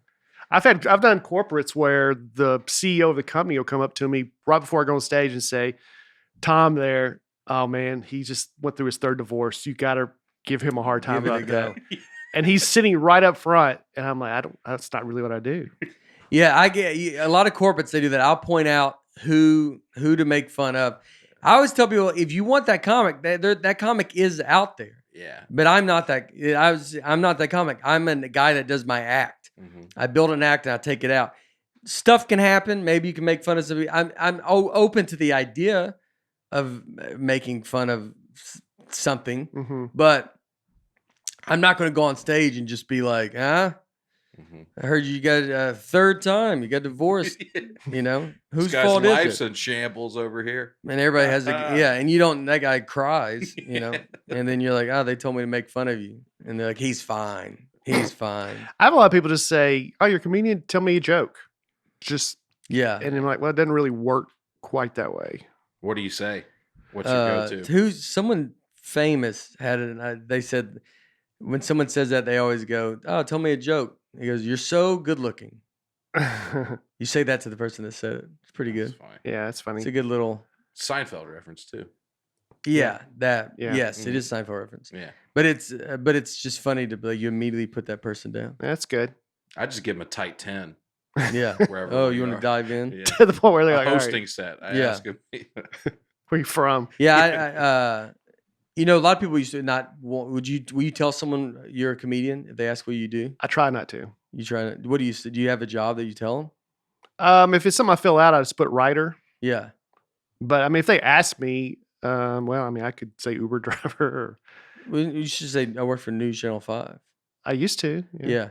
But I would just, because the problem with saying that is you can't go down a job. Keith Alberstadt, very funny comedian from Nashville, has that joke about he makes stuff up and then someone I think keeps asking him about it. And so that always got in my head that I'm too scared that I'm going to start something that then they want to know more about. Yeah. And then, because every job I've had is not, my jobs are all kind of, someone would ask more about it. I recycled tires. They're going to be like, well, what's that? I read Waterman. Like, I'm not like, I'm a consultant. Like that, I've never had an adult job that when I get to say it, I work for a pharmacy and we do like, I've had all like jobs that you might be like, really? Yeah. Like, I mean, you would be, I'm 41 being like, I recycle tires. You still recycle? Every job I have, everybody goes, you do that full time? I've never not had a job that someone doesn't question I've done full. You do make money doing that? Yeah. Like, Well, like, News like a Channel 5. lifeguard or something like that. Yeah. You're doing that as an adult? At 41? You're a lifeguard? News Channel 5 is certainly going to get questions too, though. That's right. Yeah. I know, but you would know the answers to that because you worked there for so long. Yeah, but now they'll just like yelling at me about some story. Why are y'all still doing it? I'm like, oh, Yeah. I don't Well, know. I'm figuring you're on a plane. I just figured you got to pick a job. Yeah. News Channel 5 is interesting enough. Yeah. And you're not going to get bombarded with like comedy questions. And then you know enough about it that you could actually talk about it. And you might enjoy talking about it because it's not your life anymore. Mm-hmm. And so that's why. That's true. That's all I'm saying. Sonny Collins wants to know, has any of your jokes caused conflict between your spouse or family members when they are the butt of the joke? My wife is terrific about that. And I'm lucky in that aspect of it. That she's always fine with it. Always, never gets upset about it. Never complains about it. So there's I've never in my family, I talk about Tuesday's wedding. They love it. I come from a very fun family. My dad's a magician. My whole family's very funny, and so I think as far as I know, I think they love it. I mean, the uncle and aunt that fist fought each other at the wedding, I think he died now, but the aunt is still around. There's a chance we don't know if they've seen that joke. I just asked my dad that recently. I was like, do you think they've seen it? And because she's remarried. And so I don't know if they have. I mean, I would imagine they've had to. Someone had to have told them. That's what I was going to say. But, I don't think that they, I don't think they have. But no one said anything to me. Like if they have, and they all come to the shows and they're, I think a lot of people want to be in the joke. Mm. They're excited to be in a joke. People have a better sense of humor than you think. And, and I do it with my daughter. So what I kind of tell my daughter, because I talk about her. And so I tell her a lot because to build trust, I'm like, look, I will never say anything that if you do not want me to say. I would never in a million years, if she was embarrassed by something, would ever put something out that would, I want her to really hear everything. And even if the joke was funny and if she didn't want me to do it, I wouldn't, I would never say it. And I overly tell her that so she never feels uncomfortable. I don't want everyone not to come talk to me as a dad because she's afraid I'm going to go then use it as my act. Yeah. And I make her, she introduced me on the last special, and I try to keep her very involved with all that stuff, and she gives me joke ideas as well. It's always very funny. It's always like, it's kind of out there. It's an 8-year-old joke idea, but I always love hearing them. So if someone, I would never want to hurt anybody's feelings. So if anybody ever came up to me and said they were no, and I asked before the two thumb or any of that stuff, I always asked my dad. I'm like, will they care? Will they be upset about it? Like I would never. And I tried to say the joke where I'm not making fun of them. It's like making fun of the situation, but I'm not like, it's my family. It's part of my family. That's a big, I think, aspect too, is to be like, well, I'm part of this family. So if you're going to laugh at them, then you're laughing at me because I'm no different than them. We're all the same. Yeah. Instead of, and that's the way you can present a joke. If you present the joke as going, listen to my buffoon family member that did blah, blah, blah. Or if you're like, this is where I come from, we're all doing this. Then that way it's like, you're making, we get all stand together as a family. Have y'all had that? Any? Any jokes about my wife I've ran by her ahead of time, and she's been fine with all of them. And my mom, I have a few jokes about my mom, and she likes them. She's fine with it. Yeah, just how there's times I see comics and they say crazy stuff, and I'm always like, dude, is your family like how crazy? I always think that sometimes with a dirty comedian, like I've seen their parents come. I always joke and say I'm a comics parents comic. they're so the saying is, if people don't know, a comics comic is, I mean, probably everybody knows that saying. It's like that I'm a comics parents comic. I'm always the comic that other parents, because most comedians are dirty, and they're like, well, go watch Nate. He's not. And so I'm always the one that's like, I'll be at a show and be like, we're whoever's parents, and he told us to come watch you. But I always think that I see them say some crazy stuff, and I've seen them with my friends in the crowd, or their parents will be in the crowd, and I mean they're just talking about just sex and dirty, and I'm like, dude, your parents are here. Is that crazy? And sometimes you meet their parents, and you're like, oh, okay, they're fine with it. Yeah. Their parents love it. Yeah. But some of them, you're like, good night, just dude. Nice, sweet parents. Yeah, like, do you ever just, they're here, just like tone it down? The idea of cussing in front of my parents makes me, man. I get the hairs on the back of my neck stand up. Oh, yeah. Awful. I couldn't do it. Yeah. Not Derek Thomas wants to know, if someone told you the way you delivered a joke was so funny that it doesn't matter what you say, would that be an insult or a compliment? That's a good question. I think it's a compliment. I mean, I can sometimes take stuff. I know, because I've seen that. I get that a lot. And it's when they overdo it. They're like, I mean, if you look at the joke, it's awful. But he says it's so funny. And so that's, I get that a lot. But I think it's, and can be defend of my joke. I think the joke is written very well. And because I'm coming up with it, so I'm going to like it. But I think when those two things can come together, that's when you're really at a place where you got your voice. And so when you can have the joke in that, and you got to not take advantage of that. That's a big thing that you got to, because you can get to a point where people, that's when you first go out and people just think you're funny. So they're going to, your first little bit, they're just laughing at you saying, hello, love your town. Like, you're saying nothing, and they're laughing because they're like, they're just like happy to hear your voice and all this stuff. And you got to be careful not to take advantage of that, because you can end up writing a bunch of bad jokes and just rely on that. And that's taking advantage of that crowd. They're paying to see you. You should give them the highest level of comedy that you can give them. So I try to make sure that the jokes still stand up. And a good way for me to see that sometimes is when you pop on shows, if we're at Zany's and they're doing like Comedy All-Stars, and I'll go on that show, that crowd, most will not know who I am, and they're not there to see me. And so then you can try those jokes in front of those crowds. And that's how you can really tell if your jokes are still working. Because you're like, all right, this crowd doesn't know me. I got to win them over.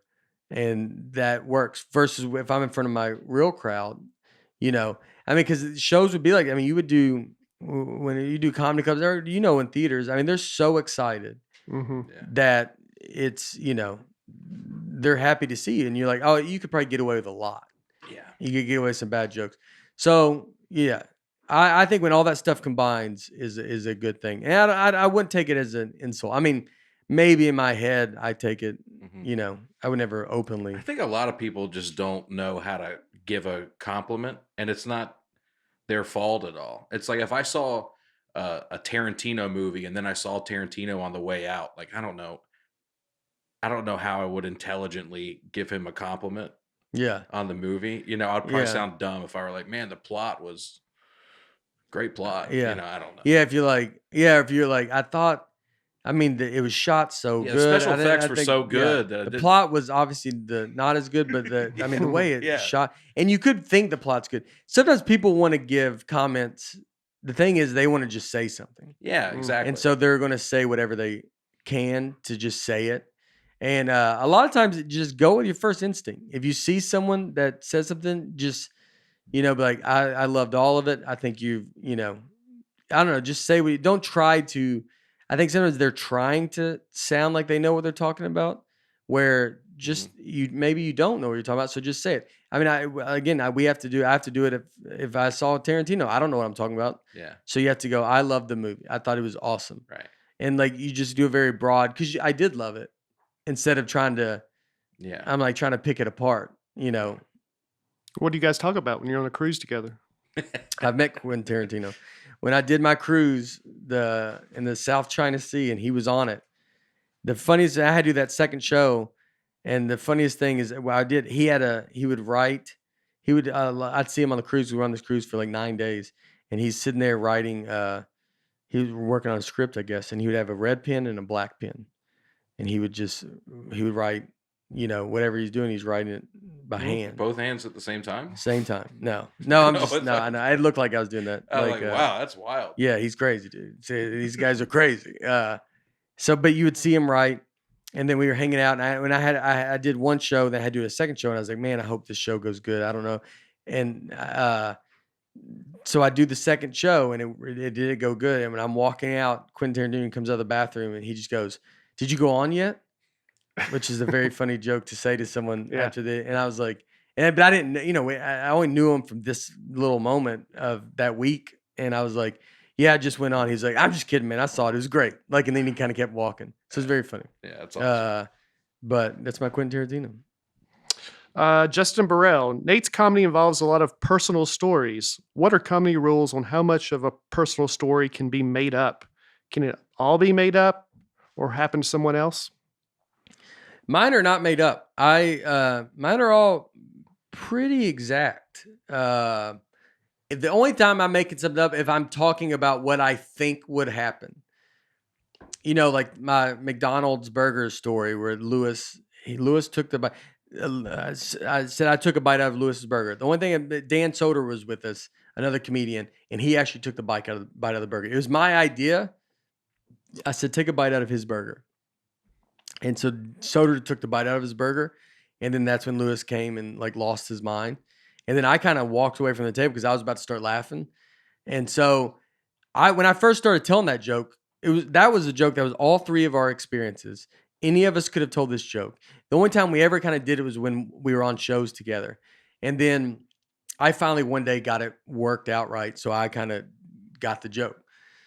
And since we all do it, and that's how it kind of works, where we have one experience that could be a very funny joke, but it happens to three comedians. So you're like, who gets the joke? And it was kind of just whoever can come up with the best, whoever's actually going to use it in their act and come up with the best thing. So I ended up getting that joke. But I used to say Dan took the bite. But then the only thing with that, it was getting too complicated for people to follow the story. So that's the only time that is, to me, I think a lot of stories can be untrue. And they're not untrue, but I may be just trying to uncomplicate the story. Mm-hmm. Right. Like it was getting too hard to follow with three people. So I just made it two people. And that way it makes it a lot easier. And the end of that, when I'm saying, if you think you could beat up a guy that's so confident he's taking bites out of burgers and just handing them out to whoever, like that's me. Obviously that's made up, but I'm just commenting on what I think he's thinking. Yeah. But I think all my stuff is, I think exactly true. I try to pretty much stay. But what do you think, generally speaking, is a good? Do you think? I notice a lot of comics when they first start, myself included, your stories are almost all made up, and they're kind of outrageous, and you can kind of the crowd might think it's funny, but they know this isn't really true. And then as you get better, you can make true stories funny to the point where they're like, "This is funny because it's true." Yeah, I have a hard time. That was when I writing these TV shows. I always had a hard time not coming from truth. Mm-hmm. Like just straight up making stuff up. There's comics that, all of it's made up. And I think if you do that, you got to do that. Like that's what you do. And you got to create that world in your head, because then when you write that stuff, you know where you're coming from. And you can't balance back and forth. You can't go, so it's easier. I have a hard time like telling the truth. So all my stuff ends up being true. But, if something fits, because sometimes you can't make it too perfect either. That's where, when someone says something and you're like, God, that is perfect. Mm-hmm. That's when I have sometimes I don't trust it. It'll take you out of it as a listener. Yeah. You're like, it's too perfect. Right. Yeah. It sounds, it sounds like it's made up. Yeah. So the sloppiness is sometimes what makes it even better, because that's way more relatable.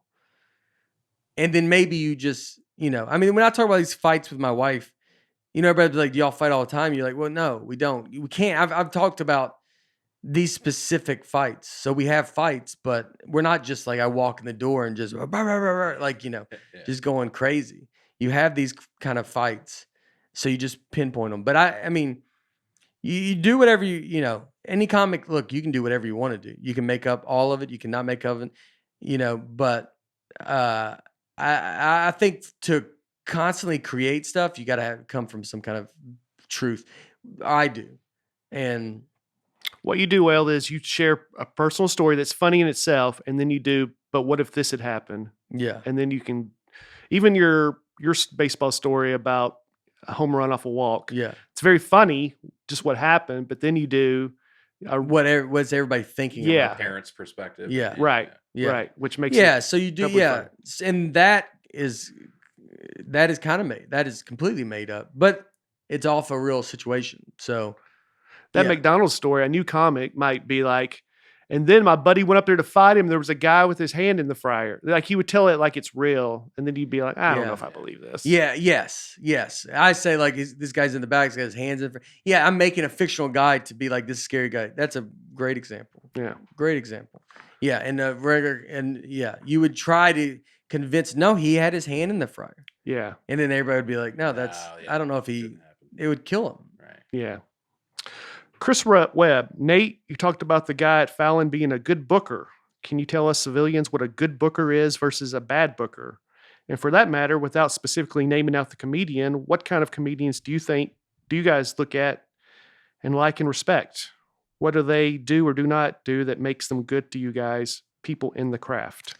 A good booker they just are very good at telling you what would work on the show.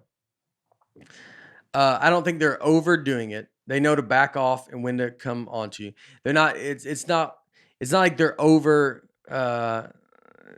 They're not over like explaining like, no, you got to do the joke like this. It doesn't work here. They give you guidance to go. Here's what I think you got to do to get this joke going. And it's going to be different for when you first do it and not. You know what's funny is I never got on Letterman, and that McDonald's story. But the guy that booked Letterman, I sent him that McDonald's story, and I was like, I taped it, and I was kind of trying to get on Letterman. I just couldn't. And I already did Conan, but I couldn't do Letterman. And they told me the McDonald's story. They go, that's too mundane, which I did not know what mundane meant, but the tone made me think it wasn't a compliment. So I looked up mundane, and I took that. Like I was pretty upset about it. I was like, well, this joke murdered. I was like, what are you talking about? It's too mundane. And I did it on Conan 3 weeks later. Oh, that's awesome. And that was the last time I tried to get on Letterman. I was like, well, it's just not for me. They're not. And that's the mentality you got to have when you do, like, you take stuff, you got to take some stuff personal and you go, oh, okay.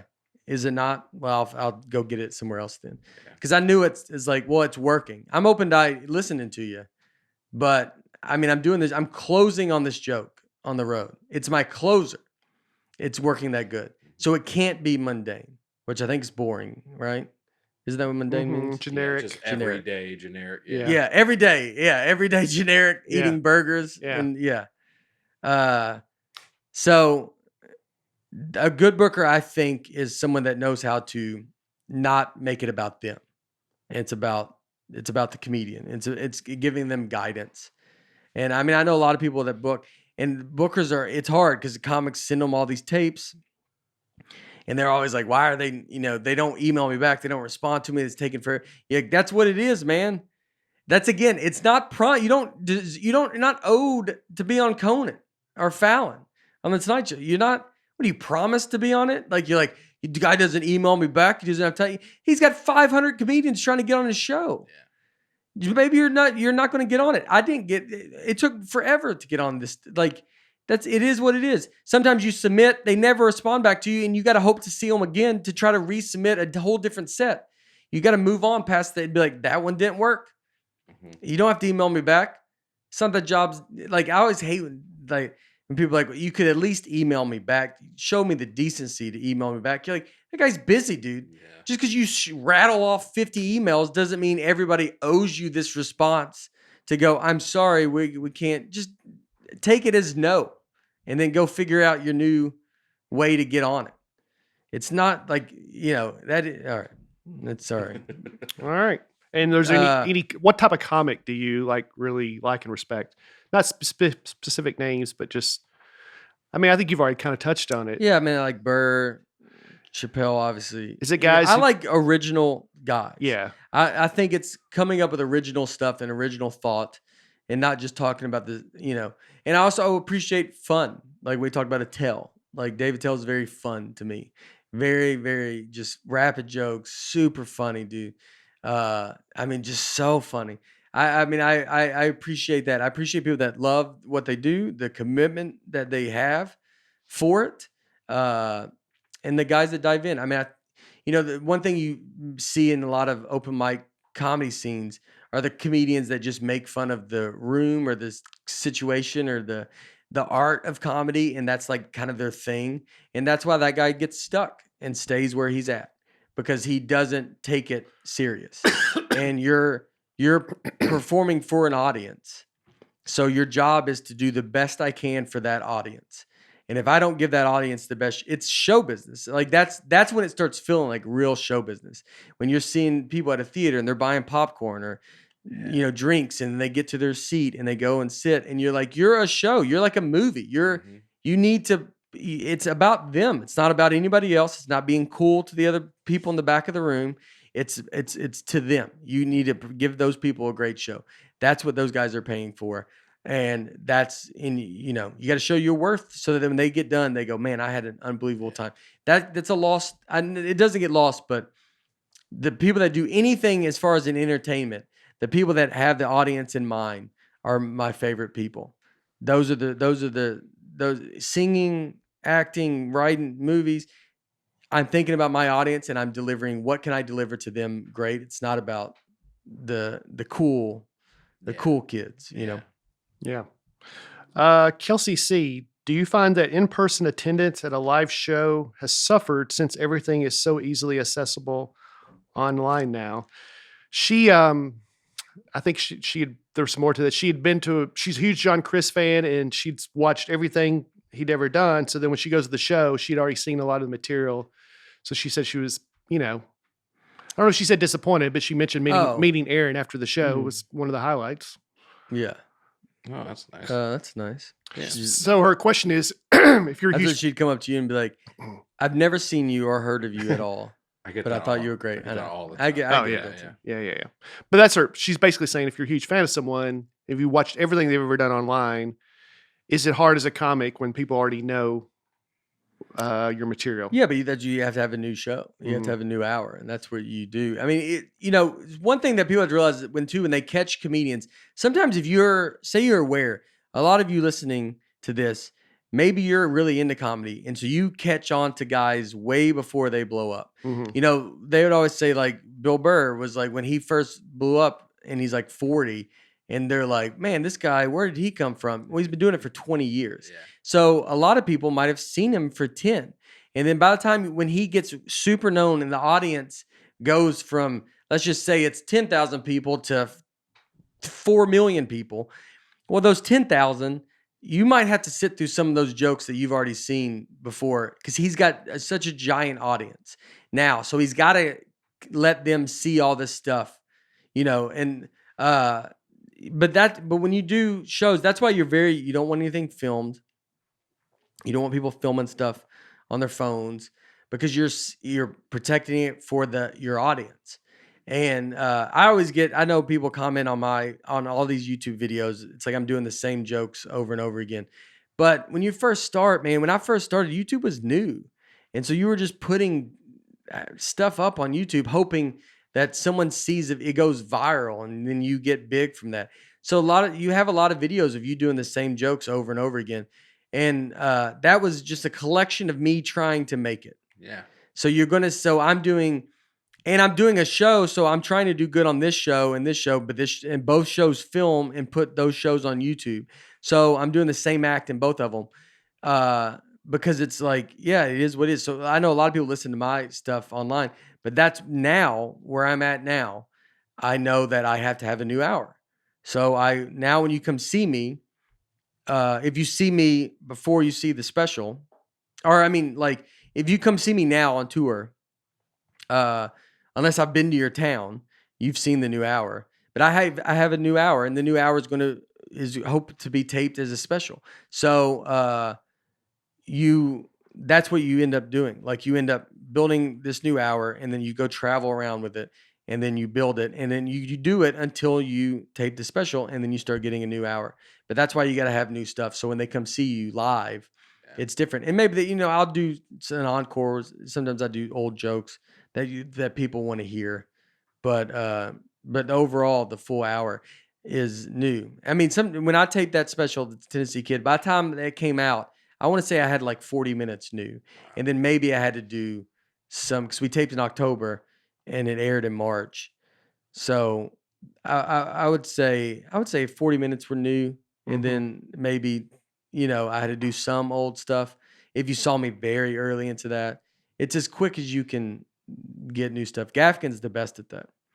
As far as when his stuff comes out, he has a new hour very quickly, and I think one of the quicker comics that does it. I mean, he puts it out and just was ready to go. Yeah. All right, I'm gonna skip ahead a little here. Who's the most famous person who's ever attended one of your shows? Did you know they were there on stage? And if so, were you nervous? I mean, that cruise ship had everybody. Quentin Tarantino had all those people on it. As far as a regular show, Bruce Willis was at a show at Caroline's. Wow. In New York, and we knew before I was headlining. It wasn't sold out. It was maybe 100 people. And his friend was a big fan of mine. And so Bruce Willis called and got a reservation. They told me, because when I got there, they told me, they go, Bruce Willis is here. But they said Bruce Willis called and said, I'd like a reservation for 3 tickets. He was with another couple. And he goes, reservation, and they go, all right, what's the name? They go, Bruce Willis. And then Caroline's goes, all right, but just give us your real name. And he goes, it's Bruce Willis. And they're like, oh. And so he came and hung out with the crowd, like out in the audience. Because the Caroline's, you'd hang it by the bar before they go sit everybody. Yeah. And he was just sitting there, and they set him with everybody else. He was sitting right kind of back in the middle. I couldn't really see him, but I could see like his head a little bit. Yeah. And I did know he was there. I didn't address it that he was there. Sometimes people address it, sometimes they don't.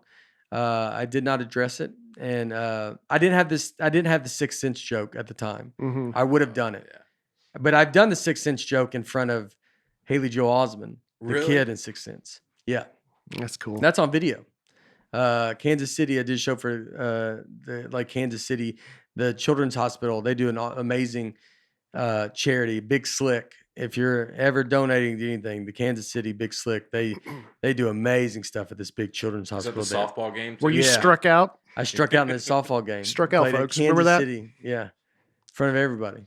The only one that struck out. They let everybody else keep trying until they got a hit. We For some remember. reason, I slipped through. But so Bruce Willis was. Did you meet him? Yep, and then afterwards, they came back and I met him, and his friend was the big fan. I think he was from Nashville. He's like a doctor or something. And so I talked to him, and he was very cool, very nice, and just kind of sit there. And then we did have them leave. They went out through the back. Yeah. Wasn't Matt Damon at one of your shows? I did a show with Tom Papa, and Matt Damon Tom Papa are friends, and so Matt Damon was there.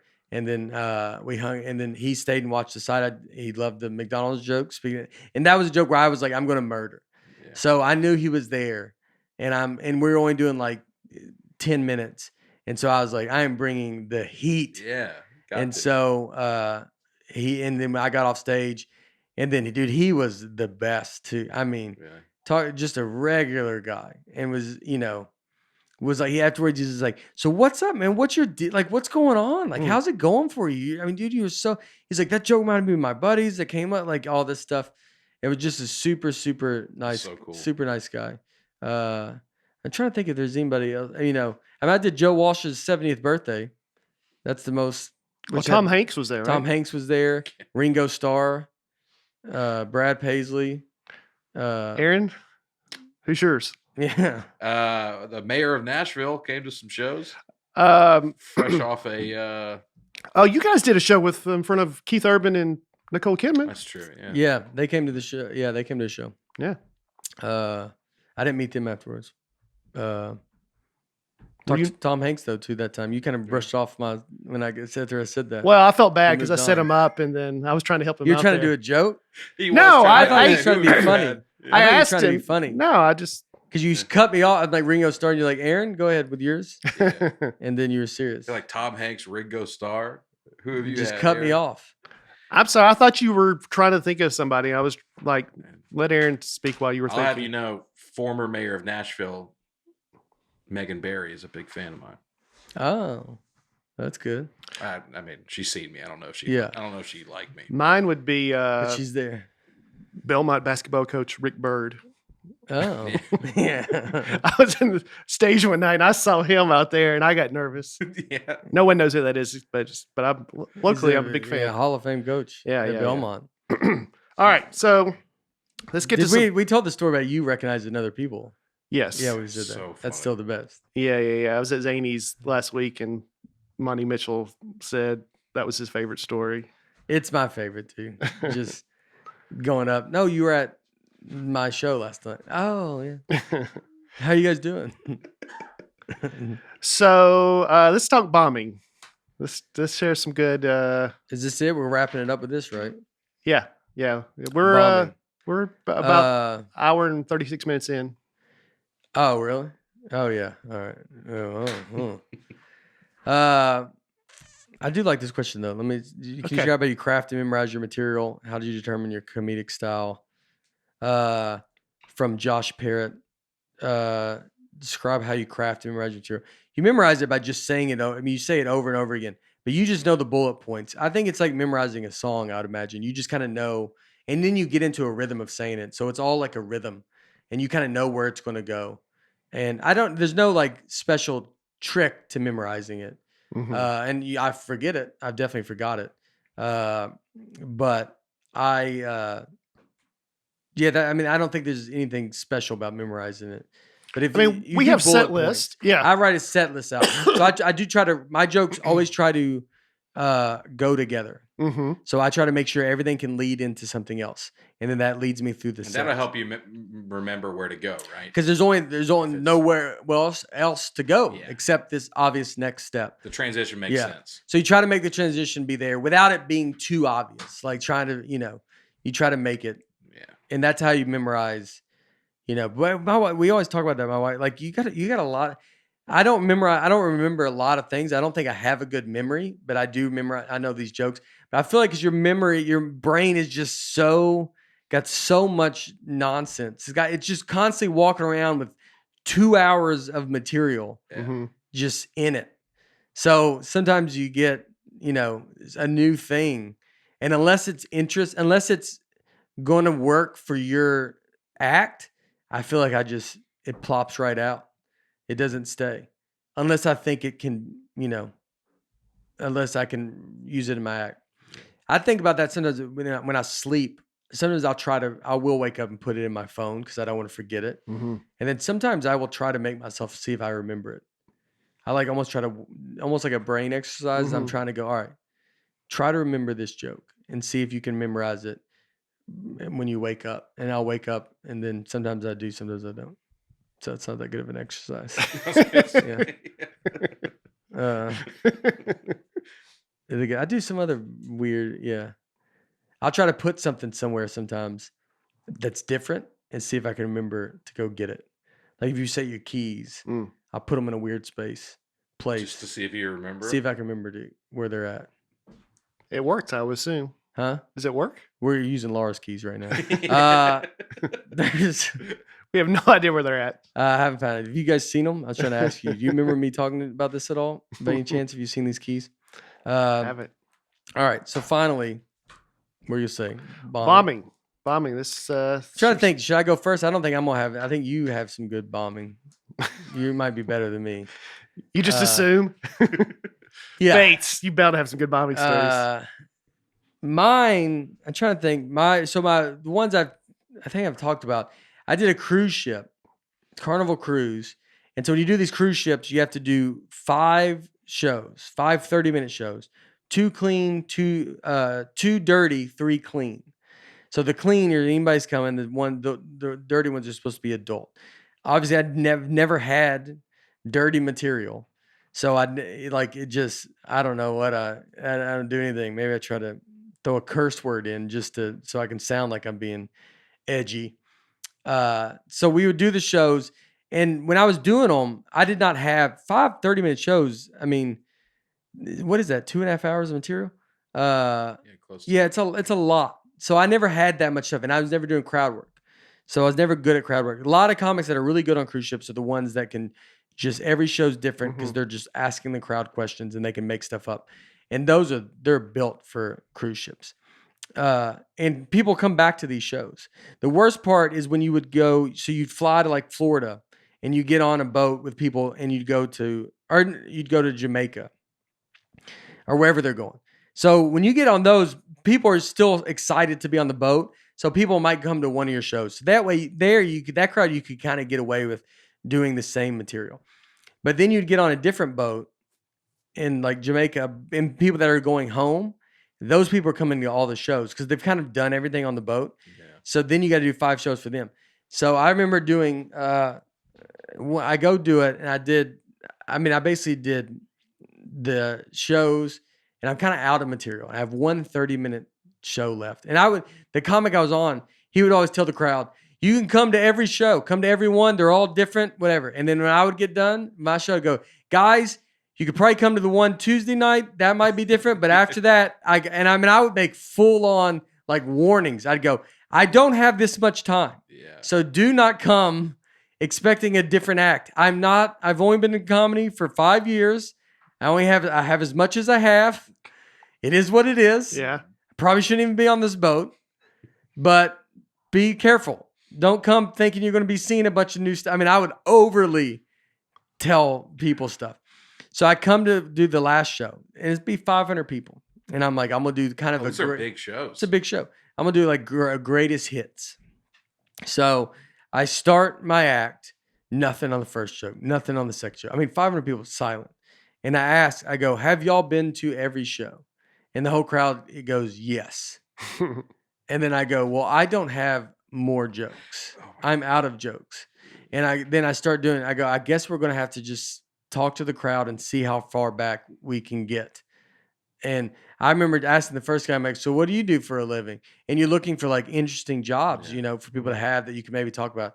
And the guy goes, I work on an oil rig. I'm like, yeah, that's crazy. So what about you? I have nothing on oil rig. That should be the show. It's just asking that guy oil rig questions. Yeah. And now I think I could ask him questions. But at that moment, I'm just like petrified. Well, no oil material. I'm like, oil rig? All right. Yeah, wow, that's crazy. Yeah, what about you, buddy? He's like, I sell insurance. I'm like, man, I literally asking people what they do. Just taking a poll. Goes terrible. And I remember getting on an elevator.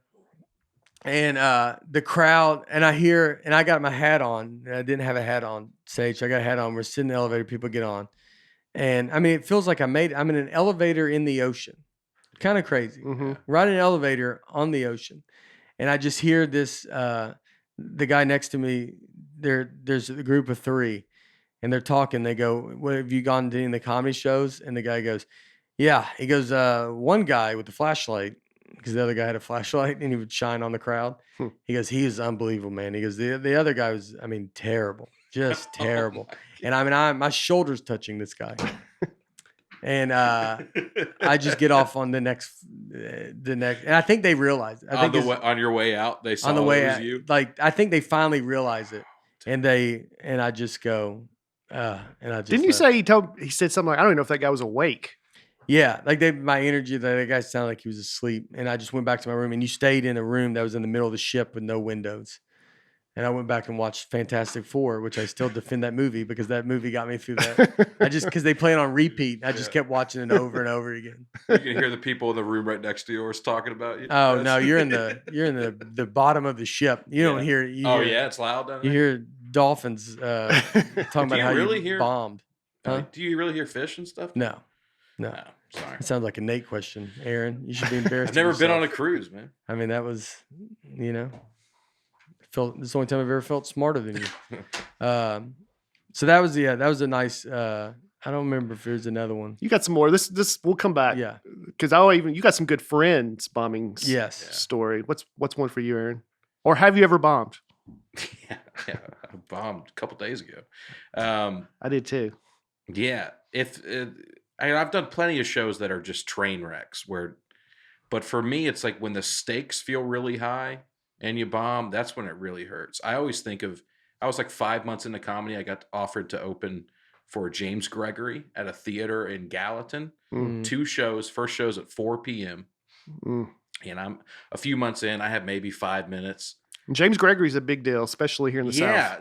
That's all part. It felt like I couldn't believe that I was getting to do this. Yeah. And it's like a 400 or 500 person theater, sold out. And I meet James. He's very nice. He says, you can do 15 minutes, do at least 15. Don't do 20, but do at least 15. And here's the only thing I need you to do is take the mic stand with you off the stage, because he uses a lapel mic. Mhm. Yeah. So I was like, all right, man. So I was like, And just so people know, that's not crazy for James Gregory to tell you, don't do 20, do 15. no, Like, it's not just if anybody thinks like, well, Mhm. that means, that's again, It's like normal. you're the headliner of the show. So Exactly. what you need in front of you is you're like, yeah, I don't need a guy up there doing 30 minutes. exactly. Yeah. Perfectly reasonable. Reasonable request. question. Mhm. Okay. So I walk out there, first show. I said, how's everybody doing? And it was nothing. I mean, they weren't doing. This at is a all. 4 o'clock show. It's a 4 o'clock show, very old crowd. And I Yeah. was 24 years old. And dude, I bombed so bad. I can still feel the way it felt. I got literally nothing. And I did I did my closer, and I look at my phone and I'd done 7 minutes. Yeah. So I was like, I'm not even halfway Yeah. done, Mm. because I got to do at least 15, right? Yeah. And I just stumbled through the next 8 minutes, and then I forgot to take the mic stand off the stage. Oh, So he had to call me back out on stage to get the mic stand. yeah. And it was just so, I remember thinking they're going to fire me for the next show. Like, why would they even? So I go back to the green room, and it's just this big room, and I'm sitting there by myself. And my girlfriend, who's now my fiance, was in the crowd, and she had sent me a text during my set, and it just said, wow. Yeah. So I just read that, and I sat back there. And then you got to sit there for an hour while he's on stage, right? Yeah. Just stew in it. And that was my worst one, because it felt like the biggest thing in the world Yeah. for me Yeah. to do this huge show, and I just tanked. Yeah. Brutal. Yeah, there's those type of shows. There's terrible like bar shows, but then you're kind of like, well, I never really had a chance. Yeah. Right. And then there's those. I did a show Friday night for some college kids in an auditorium, and they're all wearing masks. There's 100 kids in a 1,000-seat auditorium, and I'm 48. I got some things working against me, Yeah. against all freshmen. And yeah, it was, You're older than their dad. yeah. I mean, Yeah. I'm Props at on least them. they're dad's age. Yeah. I got friends my age who have kids in college now. okay. So that happens a lot. The one that I'm most tell, I guess, is when I got hired to do a show in my hometown of Lebanon, Tennessee. And it was the only reason, in retrospect, I'm like, why would I agree to do such a terrible show? It's because I knew the guys who asked me to do it. So I think I got blinded by that and just didn't want to say no. It was for the Wilson County Livestock Association. I mean, And it was their annual fundraiser. And for they raise money to help future farmers go to college and stuff like that. And they said, we're going to do this auction, and we'd love it if you donate some CDs to auction off. And I said, sure. And then we'd love for you to come and perform for us. And I said, sure. So I called my mom. My mom she can't drive to Nashville or see me. She rarely gets to see me perform. Mhm. I said, Mom, I'm coming home to do a show for the Wilson County Livestock Association. I'll come pick you up and take you to the show. And she called our friends and our family and Pretty dressed nice. yeah, it was a big deal. She was very excited. So I go pick up my mom. It's at the Wilson County Fairgrounds in a picnic pavilion. So it's outside. It's about 5 o'clock in the afternoon in the summertime. So it is 90 degrees outside, and which was also the average age of the people there.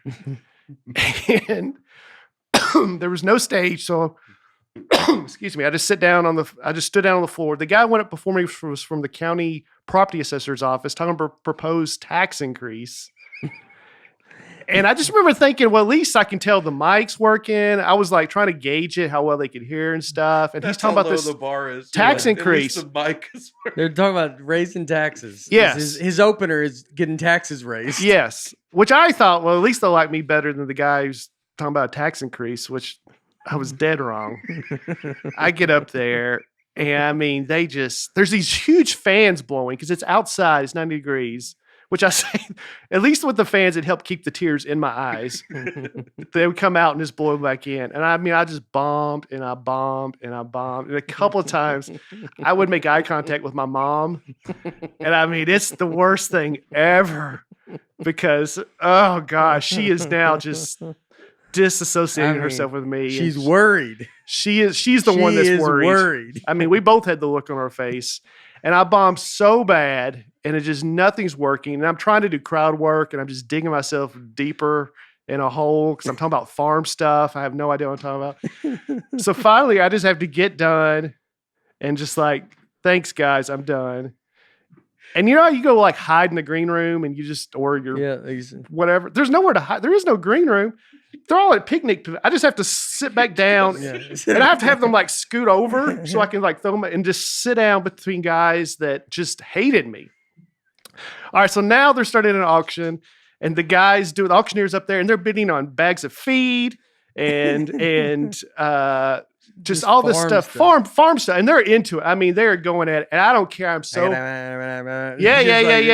And they're bidding and and it's all like tractors and horses. Wow. It's exciting. Like the grand prize I remember was a live, like a heifer. That's what they, and a live cattle.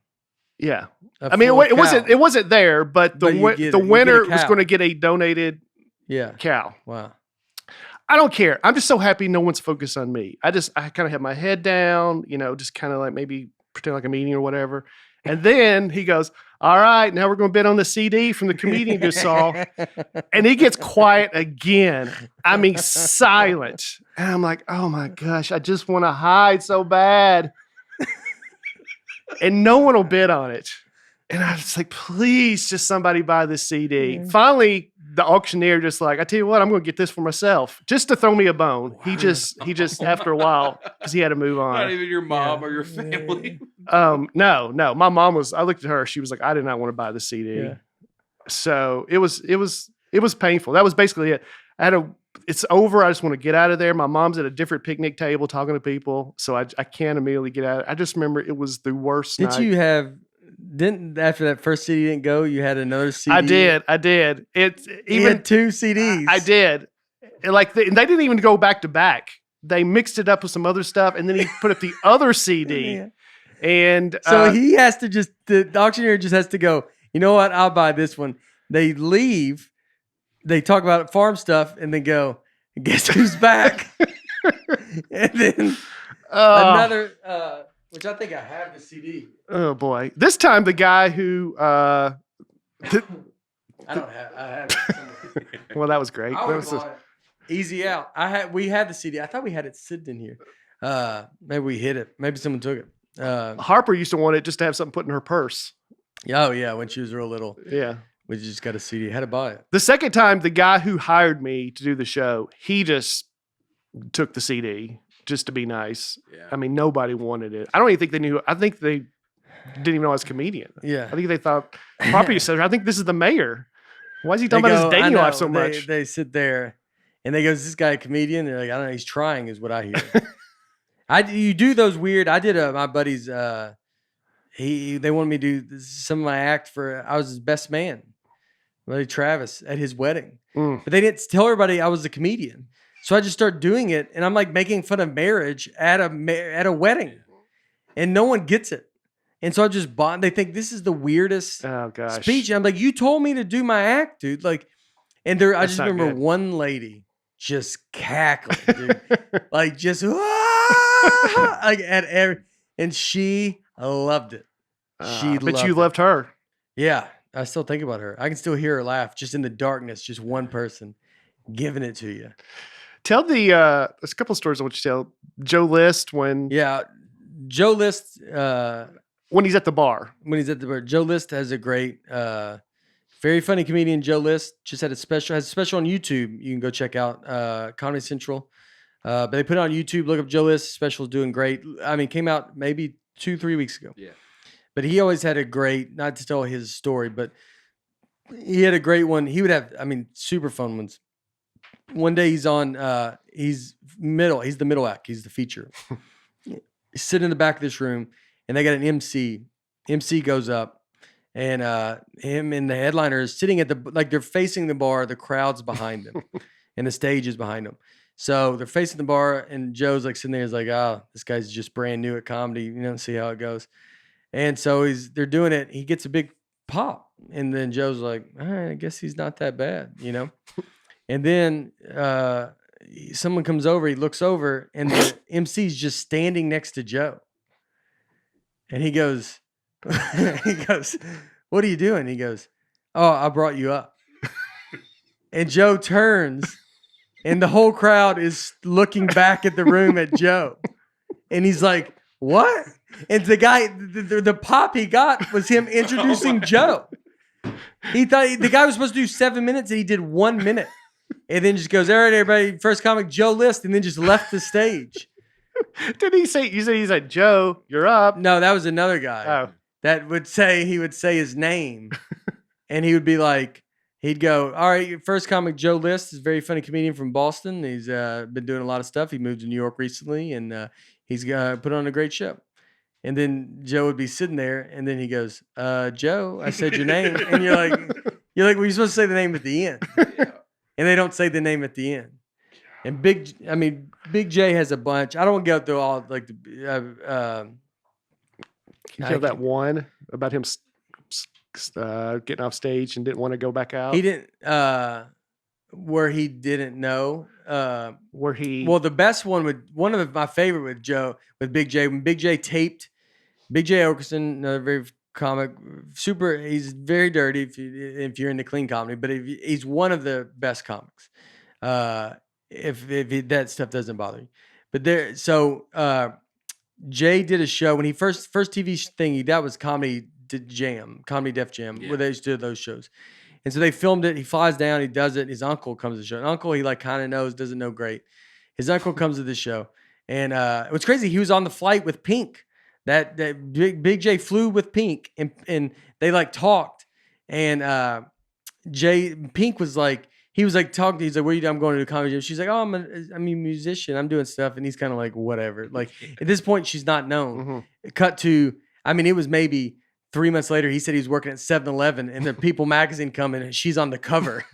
She's enormous, and so he goes and does the show. His uncle comes to the show, so he gets a hotel. It was his first TV gig. It's kind of cool. He gets to fly there and get to stay in a hotel. That stuff is so fun when you're a comedian. When you first start and you're like, they're flying me, I'm getting paid, and I get my own hotel. That's crazy. That's awesome. So he gets to the show. His uncle comes to the show. And then after the show, his uncle's like, come stay. The family wants to see you. Come stay at our house. He's like, I live like near here. And he's like, well, I got a hotel. I'll just stay at the hotel. He's like, no. You got to, like, they wouldn't take no for an answer. You got to stay with us. My whole family's up waiting for you to come. And so he's finally like, okay.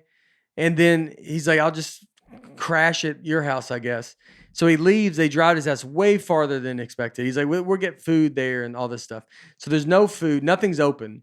They go open the door. It's completely dark. The guy's family doesn't know that he's coming. He goes and like wakes them up and is like, this is little Jay. Like it's Big Jay. He's like, remember Jay? And they're like, okay. Like, why are you here? And he's like, he wanted to come see everybody. And like, no one's up. No one was expecting him to be there at all. So then he's like, well, just sleep on the couch. So now he's got to sleep. He's like, I had this hotel and now I got to sleep on the couch. And so he's got to sleep on the couch. They have this giant dog. The dog just like staring at him. And then he starts like itching. He starts waking up and they have fleas on the couch. So now he's like just ripped apart and just can't itching. So they have to get up. He has to wake the whole house. They got to knock on their door. Yeah. And like, like you don't really know. It's like, even though it's his family, it's like something they're super close to. He's got to wake them up. Mhm. And they're like, what's going on? And he's like, he's having an a reaction to these fleas or something. And his whole body's just littered with bites. And they have to put him in the shower and just turn cold water on him. So now he's just naked in the shower, just getting bathed. And he didn't want to, and all this started with, he didn't want to go there. He's like, I got a hotel. And I that's a turn of events that I love. Yeah. That you get done taping this great night. It's this magical night. And you would never think in a few hours, I'll be in a I'm going to be naked in a shower with family I don't know watching me as they hose him down. Because of fleas. Because of fleas.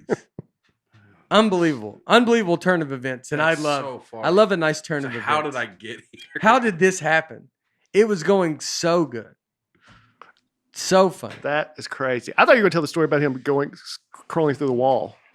One, he gets done with a show in Philly. He does really, Big J does very bad. And I always feel weird telling some of these stories because they're not my stories. Mhm. But they're, Big J tells me he gets done doing a show in Philadelphia, open mic. It goes really bad.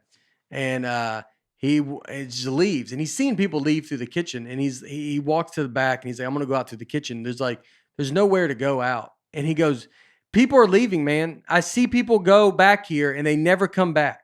So they're clearly leaving this back way. I don't want to walk through that crowd. They booed me. They hated me. And they're like, dude, I don't know what to tell you. There's not an entrance here.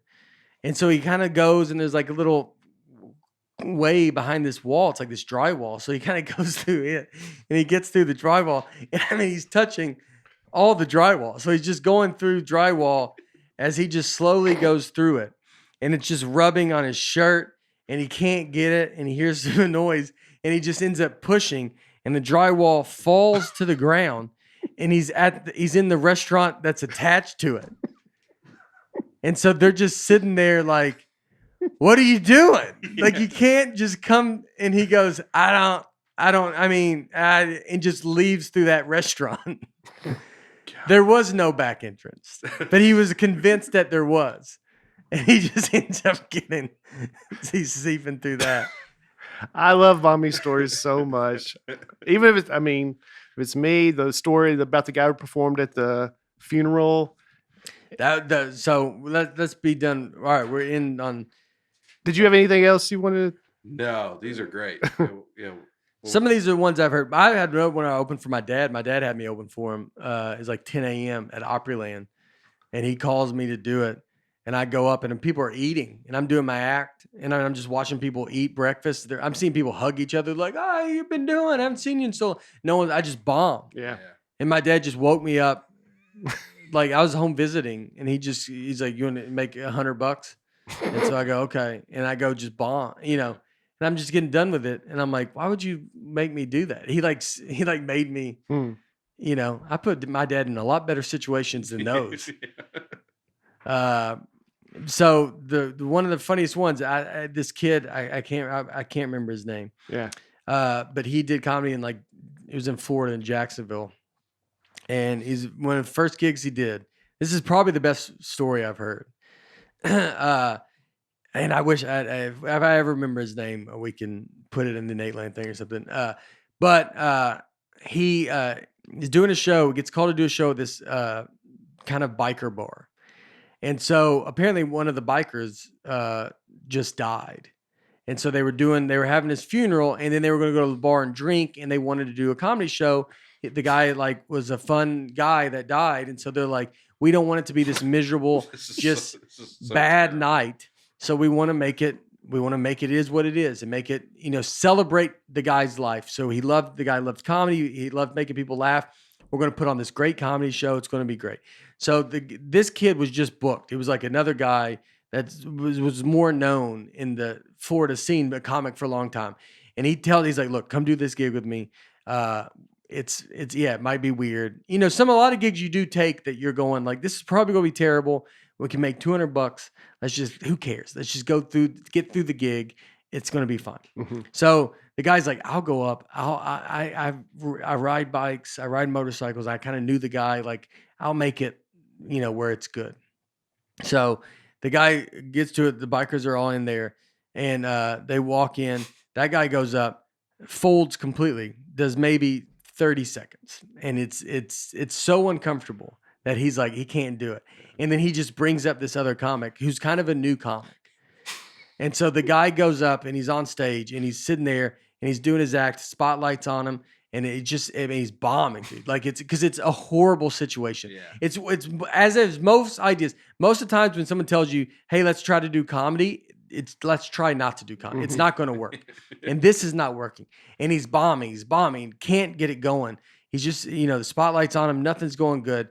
And then he finally just like has to walk off stage, walks off stage, looks back at the stage. The spotlight that he is standing in is a picture of the guy's face that died.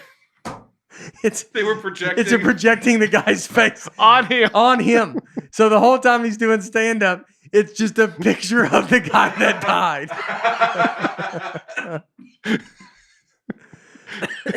I mean, that's brutal, dude. Brutal. Just sitting through all that. It's so good. Reminded me of another one that I always heard, an old magician one. This magician's doing this show, and so they always make doves come out. So it's a big trick this guy does where he pulls these doves out of this hat. So this guy's doing it, and the crowd is sitting there, and he's like, he gets to the trick. Look at the hat's empty, and he gets the hat, and he starts pulling doves out, and they just keep coming, and the crowd's like, and the guy can't really see the crowd because the lights are on him, but he's hearing them like go like, and he's like, guys, this joke is crushing, dude. So it's crushing until finally he realizes there's a ceiling fan above him, and he's just throwing pigeons into the ceiling fan and just murdering pigeons. So it's not happiness. Yeah, it's just they're horrified. He just because they keeps coming. It's not or like it just keeps like boom, just hits it and then they're like, no, and he goes, another one? And just the crowd is just horrified as he keeps throwing them up. It's wonderful. Oh gosh, that's so funny. Magicians have wonderful. I get my dad on and to hear some of the old magic. That'd be great. I mean, yeah, because they, they're so wonderful. Bombing it's a wonderful thing, and if you're a new comic starting, enjoy it. Mm-hmm. Enjoy it, soak it up. Hope it's good enough that you can. My new next act, I talk about a bombing story in it. I won't tell it now. But hopefully you can get something out of it. And I can tell you what bombing teaches you is to be comfortable in uncomfortable situations. And that's what comedy is. You got to be super comfortable in the most uncomfortable situation. So it teaches you doing that. You're going to do a lot of shows where they leave the TV on. I did plenty of shows. I've done shows where I've watched a game on TV as I just blurted out the jokes because no one was listening. Yeah. And you're just up there, going through the motions. Just going through the motions. Yeah. So yeah. All right. Well, that was another long one. That's why I broke up too, huh? That shirt. Oh, we did get a shirt by a guy I met doing comedy, and a friend of mine. He's come to some shows. He goes to a lot of comedy shows. A lot of comics know him and stuff. And he made a shirt. What's your source? Huh? We got something. That's something. awesome. We got something. They're not for sale. They're for us. But this was made.